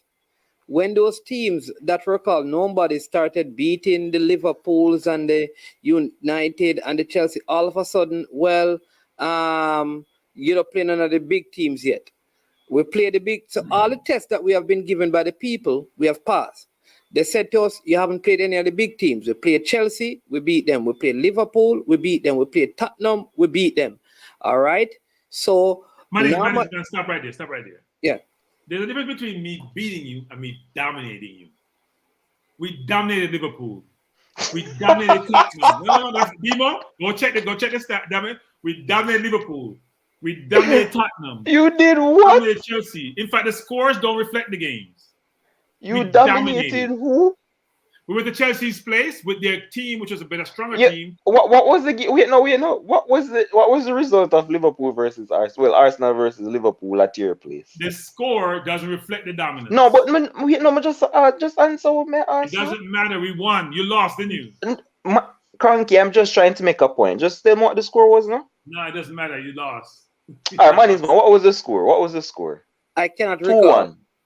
2-1. It's 2-1. It was 2-1. Right? So and we know this is my point. You guys were just a ball about some calls. When Jota kicked the ball upon the man and was supposed to get a penalty and there was a no call there. The game could have easily the same thing, man. Is man just a ball about, you know. But a handball, one ball will hit the man. You're right. But that's all the Arsenal fans were complaining about the other day for a handball call. And it is so, like, me see it and me say, wait. So Jota never did forget a handball like that to the game. The difference between me dropping and my hand hitting the ground and the ball hit my hand versus the man kicking the ball on my hand when it's in a certain place. There's a difference. Lord have mercy. On the ground. I don't know if you stopped it on purpose or not. I need to answer Rockford. Rockford, I know Demo, right? I have been watching the English football before Demo. I don't know and I know Cranky. Cranky, I'm almost certain that Cranky has been watching English football before you, Rockford. I don't know you're still enough, but I'm almost certain that Cranky, being an Englishman, has watched more English football than you. I'm Jamaican with some English heritage. Jamaican with some English heritage, right? Yeah, but the man still believes them and know the game more than the guys. Come on, don't have to argue. No, we don't get to what they know in the game yet. So let me just give it that. Listen, so if you don't know this, Rockford, people know this, that I have Liverpool jersey, Ian Rush jersey with Ian Rush name in the back of it called with the candy Liverpool thing, because I was a Liverpool supporter. I have that by him, and I have one by John Barnes. So from that, wait, you were a Liverpool supporter? Yes. No, he didn't say he didn't say him alone the game one of us. He said similar to us.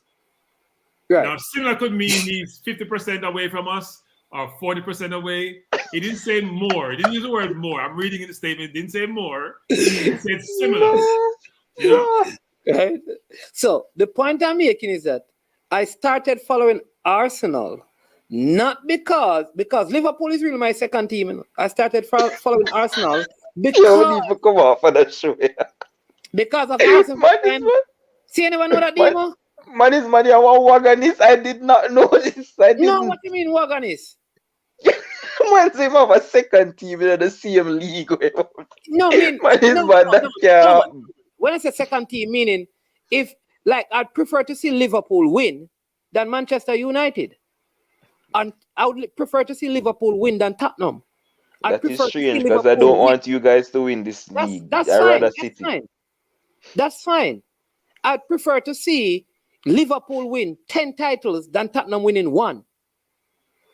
I'd prefer to see Liverpool winning 100 titles than City or Manchester United winning 1.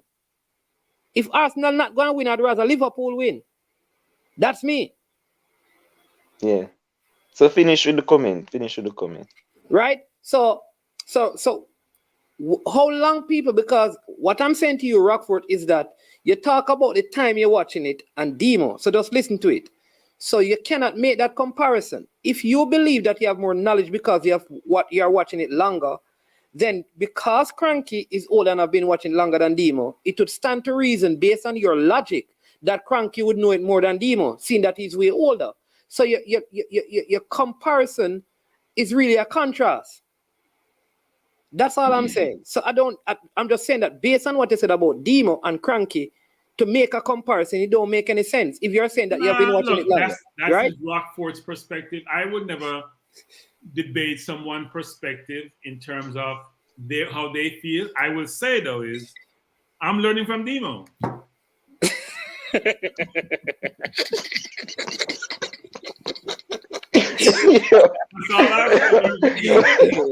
in class. No, I'm in class. I'm late class too. It's night school. It's night school. You know that sarcasm is the only time people tell the truth, and No, I'm actually believe. sarcasm. It's not sarcasm. It's night school. I'm in night school. I'm a believer. Well, I've been told that by Arsenal. But the truth is, you know what Exactly, it's ridiculous. I'm shocked. Demo, let nobody tell you nothing. Most people born, most Jamaicans are Liverpool From John Barnes. fans, and then they probably supported other teams. Most Jamaican because of John Barnes. And you may find the two original teams supported in Jamaica when they used to have little highlights and commentaries and game was Manchester United, Liverpool, and then Arsenal. But Liverpool was the predominant team. So most people started out, if they were watching football way back in the time, probably supporting Liverpool because of John Barnes. And after that, people moved on from other teams. Liverpool was dominant in the 70s. Yes, I don't know what people talking about, man. You have to understand that. Yeah. Right, Frankie? Because Manu came on late 80s, early 90s. Manu wasn't dominant then. But Liverpool was dominant. Yeah. And Leeds was also good, by the way. I wouldn't say that out loud still, honestly. It's so now weird. No, I don't think that. No, I know, but I'm saying for say I used to support a side and then switch down. No, but most people listen. It's just like most Jamaicans grew up supporting Brazil. Yes, that's true. And until now they grow up until they grow up and they start watching the game and you say, "Wow!" I mean, look what with this guy Arsene Wenger. I mean, when you look at those things and you start watching French football and look at how Arsenal play, you say, "How could I be supporting Liverpool? What kind of insanity was that? Look at this kind of." Look at this brilliance, right? You realize that you're operating in a state of insanity. How could you not be supporting Arsenal when you look at the quality of football? That is what happened. Like you're hit with reality. There is no other team to support but the Arsenal.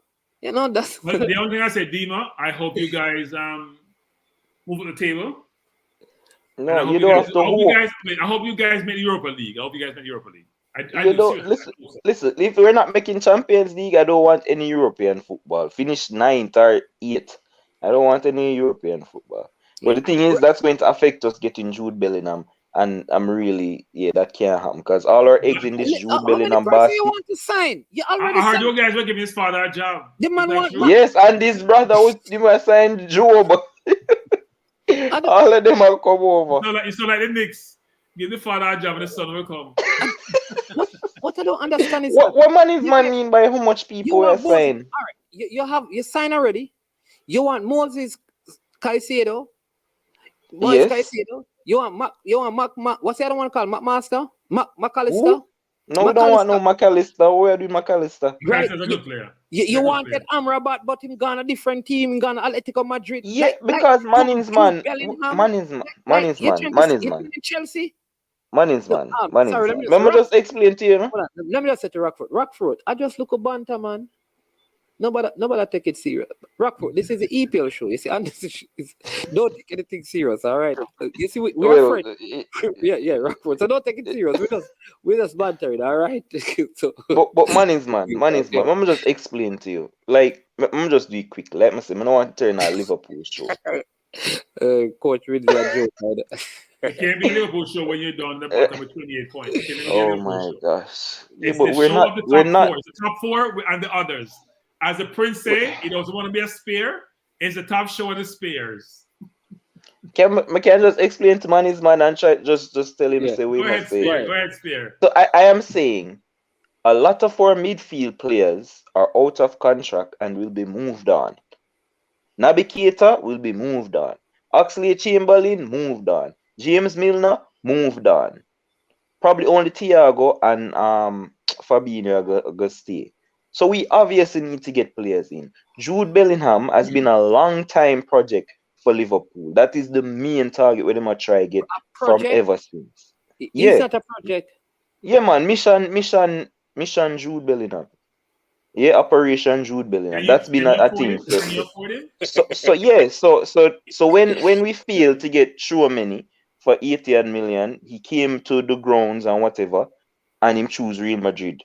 And him gone to Real Madrid. We're willing to spend 80 million for him. We'll go out and we'll go buy Nunes for 70 or whatever money is him be, and we'll buy Cody Gakpo and we'll buy with Carvalho and whatnot. So we had money. But the money to get Jude Bellingham, we have 200 as well? Calvin Ramsey. Yeah. But that's like for chump change. And he's going to be a monster, by the way, just saying. The thing is though, when you come in a right back for play, that's what I am saying. That's why we're not sign a right back, because you just not gonna get no game when you have Trent, and Trent is still 24 years old and then have a next 10 years to go. So you're going to be a backup for 10 years, basically, if you go. But anyway, there's no defender playing on the right back. But people, oh my God. Yeah, so with all of these things, Liverpool now has, and remember, the new owner is supposed to be coming in. Yeah, but regardless of the owners, there's 225 million to spend in the summer, and that most of that is to get Jude Bellingham. So we have the money to restart this midfield. Against Trent Alexander-Arnold, yeah, maybe see Modric can run past Trent Alexander-Arnold. I'm already telling you, uno just attack, because Trent Alexander-Arnold have one of the best 1v1 stats in the league. But his awareness sometimes can be off because he's caught up. He has no problem 1v1. Is that euphemism for lacking awareness? Can be off. No, I'm saying it can be off sometimes. Hold on. Isn't this the same Trent that played? And there was a guy named, I think his name was Gabriel Martinelli or something like that, who was playing on the left. Trent was playing from the right. And what happened? And they had some one-on-ones, and Gabriel Martinelli made it look some one-on-ones? Around 4 one-on-ones, and Gabriel Martinelli made Trent look like he was not trying. Wasn't he substituted in that game? Martinelli, he was substituted because he was injured and he was out for the following games. Yeah. Wasn't it that Martinelli was? Am I remembering that game? Okay, Dima. His feelings were hurt. Martinelli passed the man once. Dima. Via 1v1. There was a 1-2 for the goal, and that's not a 1v1. In play a 1-2 and he was caught out. Man and Dima. Don't let Klopp and Trent tell you, but he was injured. His feelings was hurt. The man was injured, boss. How long him stay out for, Dima? What kind of injury did he have? For the next 3 games. Him ankle. Remember the man stepping on him ankle, cranky here, boy. When him take the shot and stepping on the man ankle and nearly broke it. Yeah. Him should have get a red card for that too. And I talk about a accident. And him stepping on the man. Jude is going to Real Madrid. Boss, listen to me, no man. So, with Jude Bellingham do a Real Madrid, boss? When man do a Spain? Because Toni Kroos and Madrid won't be there. Well, they just signed Tchouaméni and them just have Camavinga. That's what those guys are for. Them have Valverde. So they only need 3 midfielders? Wait, the man Jude Bellingham go to suffer. They only need 3 midfielders?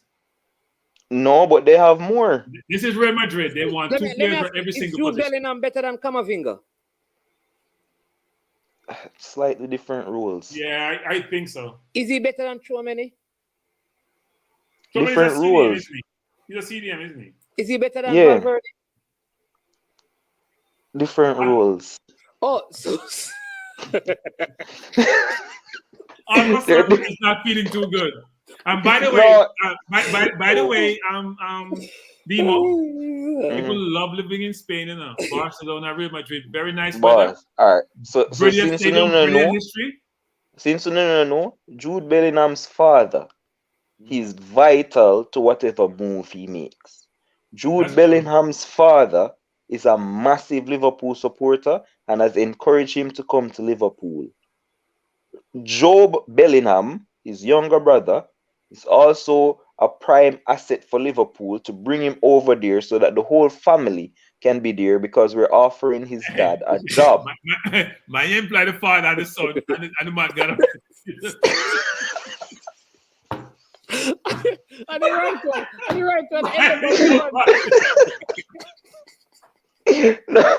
No, Jude's a very smart kid, you know. If you hear Jude talk at less than 20, he sounds like he's about 30 years old. But Jude's gonna make his mind up based on what Jude thinks is best for him. Yes, but you see what happened when Van Dijk went to the World Cup? You see what happened? Just one little talk. Cody Gakpo is there. Did you see Trent Alexander-Arnold with Jude Bellingham at the World Cup? Did you see Jordan Henderson? Did you see Jordan Henderson? Let's huddle, man. We should think about Jude, because we have a young team, you know, about Jude is, you know. What's it about Jude is, you know? He would fit well in Arsenal. He would fit well as an 8 in Arsenal. But on a serious note, Champions League is a massive part. Like, if you miss out on Champions League, you're not going to get it. Yeah. But I think Coach Minzy just made a point, though, because he said he thought we were talking about the top 4, so he's kind of wondering where this Liverpool conversation going. Coach Minzy is a bad show. All right. That's right about that. I mean, but no, we can't talk about Liverpool on top 4. Unless it's the top 4 most disappointing teams in the league this season. And they're definitely not top 4. Not that they may be number 1 after Chelsea. Then Chelsea are fighting for that honor. Yeah, we have to listen. We go ahead, Diva, and then we go close. This at 12 o'clock, you know, I literally have a day up in the next 5 hours to watch a game. That's true. Yeah. At 7:30 the game started.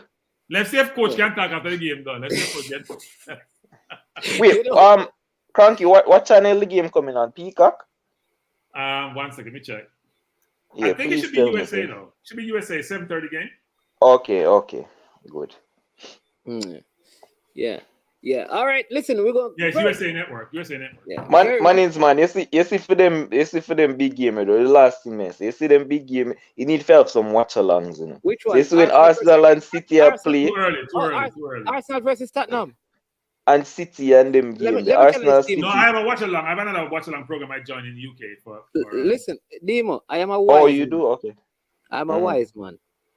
It's when Arsenal playing certain teams. Don't do watch along. What? I know when to do my watch along.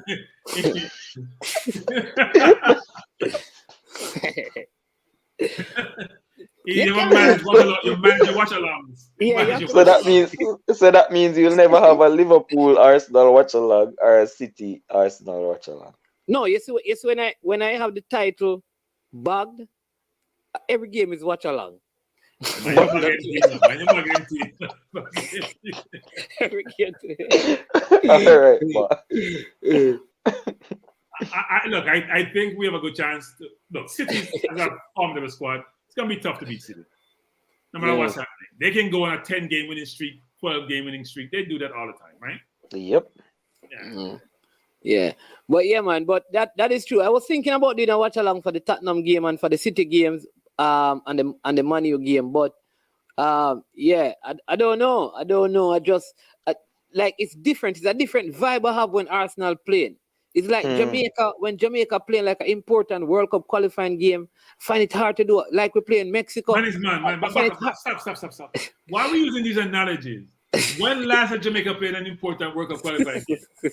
1997 was the last time I remember. You gotta use analogy that equate to the conversation you're having. Jamaica doesn't play important World Cup qualifying games. Rockford, that's wrong. The women's team. That's wrong. I forgot. Women's team. I'm telling Rockford that's wrong. Yeah, I think Gakpo actually came out and said it was Van Dijk who spoke to him. Yep. That convinced him. One Yeah, talk from the we skipper, saw you him. know? By the way, Demo, he played against us. We said, nah. Yeah, we doesn't didn't fit want. the Yeah, profile. I don't think we were interested. No, We- I watched that game when he played against you guys. Yeah, I wasn't impressed. Yeah, I think more. Good player, but we have stepped up our level. You have to reach a certain level to come join Arsenal nowadays. Well, that's the difference with us. We bring people to the next level. I just say it go. Huh? Yeah, you bring them all right. You bring them someplace. That's just how it go. We turn people into superstars. Yeah, Yeah, you're bringing really? people this year now. You bring them. What I mean, really? Why Okay. I say really? So we Is this a question? also Trent is a superstar, right back. A generational talent. Never you forget it. Andrew Robertson will scrape up from Hull City. 8 million. I'm talking about Trent who couldn't make the generational talent was sitting on the English. Or it's a different person. No, but him playing at the World Cup. Demo, when you make this holistic statement, Demo, there are qualifiers to your statement. A generational of the offensive talent that plays out in the right back position. Yeah, but we're When not it even comes to just a focus defending, on he's a Trent. generational talent or lack thereof when it comes to defending. All right, you know what? This is going to be a fruitless discussion because we all know that Liverpool bring people to prime optimum. No, they have done a prime good job levels. with the shotters of the All world. right. But they bought some ready-made talent. Van Dijk was ready-made. Yeah, but Van Dijk was just ready-made. Van Dijk was just ready-made. Demos, Man, on stop. why was he the most expensive player then? We brought Van Dijk from a good level to second in the Ballon d'Or level. All right. That's what I'm talking about. So he was a good talent. He was here, and we brought him here. When you got Salah from Roma, what was Salah? He was a good player, and we brought him to a world-class level. That's what we do to players. And Axel Chamberlain. Sadio Mane at Southampton, a good player, world-class now. So, that is what we do. Dima, Genie Wijnaldum, decent at Newcastle. No, I will give you the names. Thiago Alcantara, that's his name. That is the only player we have bought at a world-class level. Let me give you a next Thiago. one. James and Milner. that was just last week. Hold on. James Milner. What was James Milner? A free agent. No, I'm asking you. You said a free agent on the downturn. Listen what I'm saying. That you said you bring players from ordinary level to world class. James Milner. No, we never make him turn to nothing. Like he was what he was. So that's true. No, but money is man. Obviously, not every single player. No, let me finish though. So that's two. We just got through some names. I can go through. I can. You start worried out. No, go through names. I gotta run. I gotta say this. I'm Demo. Here's a fallacy in your argument, Demo. Here's a fallacy in your argument. You came by a player who is about 25 years old, pay 75 million for him, and talked about you make him into something. Secondly, Alisson was about 70 plus mil. Van Dijk was 70 plus mil. What does the money have to do with their talent? Wait a minute. You bought the finished product to bring you over the line to win the Champions League. That's what you did. It's not debatable. What? Not so debatable. Van Dijk was a finished product at Southampton. Yes, that's what they're telling. That's nonsense. Van Dijk was at Celtic. We're going to buy him for £12 million. The SPL, the Scottish Premier League. He went to Southampton, did brilliantly. No, he didn't do brilliantly. He was good. What? He did brilliantly. He paid 75 million for him. Brilliantly. In a poor team. Why we keep on to talk about price? Like price is what the price is. That not have nothing to do with them talent a lot of the times. A lot of it is inflation. A lot of it is that how much money you pay for Harry Maguire. When you bought Van Dijk, the inflation we have now wasn't the same.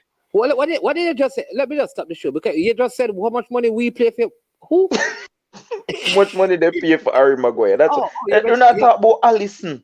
Alisson was on the bench at Roma. He was a second string goalkeeper. Stop make it look like say we bring people to a world class level. So if they were good for a second string goalkeeper. What? You pay £7 million, I'm sorry. He wasn't the starting goalkeeper at Roma. Who would pay £70 million for a second string player? Come on, D. I am saying to you, he was not starting at Roma. Whatever the prices that we paid, we had to bought pay the it. Brazil number 1 who gets He wasn't Brazil number 1. Oh my lord. When I look on now and I talk, Ed Allison just become Brazil number 1. Stop making it look like he was the number 1 for Brazil Hey, before. people, listen. We can't. It's 3. Wait, man, before you close the show, was Allison the number 1 for Brazil? No, at the time he was purchased, he was not the number 1. But the season Okay, before he started, that's all I'm saying. When Liverpool bought him, that's all may I say. When Liverpool bought him, he was on rotation, not no bench. That's what I am saying. No, that's different. You say he was a bench player. You say he was a number 2. I said he wasn't the starting goalkeeper. That's what I said.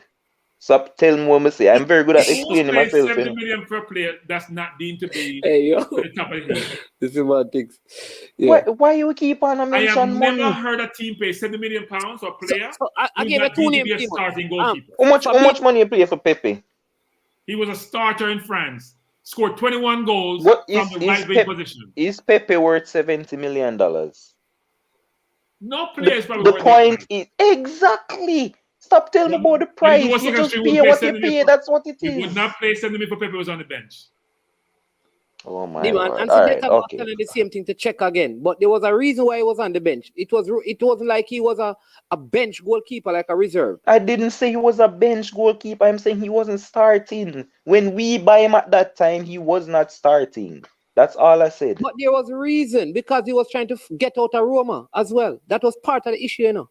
No one know the reason. I'm just telling you what the facts are. I agree with me that Liverpool. You said Milner.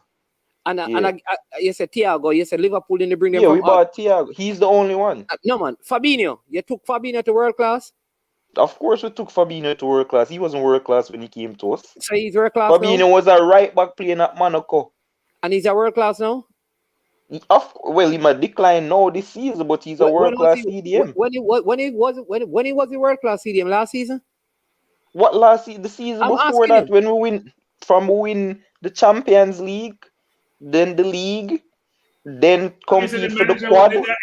All your managers are world class managers who produce world class players. I am saying Jurgen Klopp brings people to the next level. That's so Firmino is world class. Bobby. Yeah. As in right now? No, but well, I know, but was he world class when he was Liverpool? Was he world class when he was First of all, Jurgen Klopp didn't bring Bobby. No. That's the point I'm trying to make. You get to my point. We're going to Coutinho next. Coutinho, no. That's the point I'm making, because you keep saying you're with Klopp. You're the one who said Klopp just a while ago. Yeah, but I'm not saying every single player. I'm not saying every single player. Naby Keita is a flop. When he left you. Naby Keita is a flop. Wait. Coutinho was world class when he left you, right? Yeah, easily. Did Klopp bring Oxlade-Chamberlain world class level? No, but he did get him playing. He did get him playing the best that he'd ever played. Yeah, he played when he was injured in that game. Was it Champions League game or something? Yeah, until he got injured, he was one of our best midfielders. He was scoring from midfield, scored against Man City. He was playing well. Okay, I start giving the names, because you understand. But I'm not going to lie and say he was world class. He wasn't world class, but he was at next level. I mean, he doesn't coach goalkeepers. He had to buy one world class one, because the two he had two before him. He doesn't do coach goalkeepers at all. It looked like. Didn't Klopp buy? What's the name on the right? Karius. Where is he? Is he still at Liverpool? Karius is at Newcastle, boss. Oh, so the backup keeper at Newcastle. No, he did qualify. He said not all the players. Half the players don't. No, I'm talking about what's that plot up here, right? I didn't say half. Or left back. What is plot up? I'm saying half. He has a long hair. Right? Tsimikas? Yeah. What about him? Did Klopp buy him? Yeah.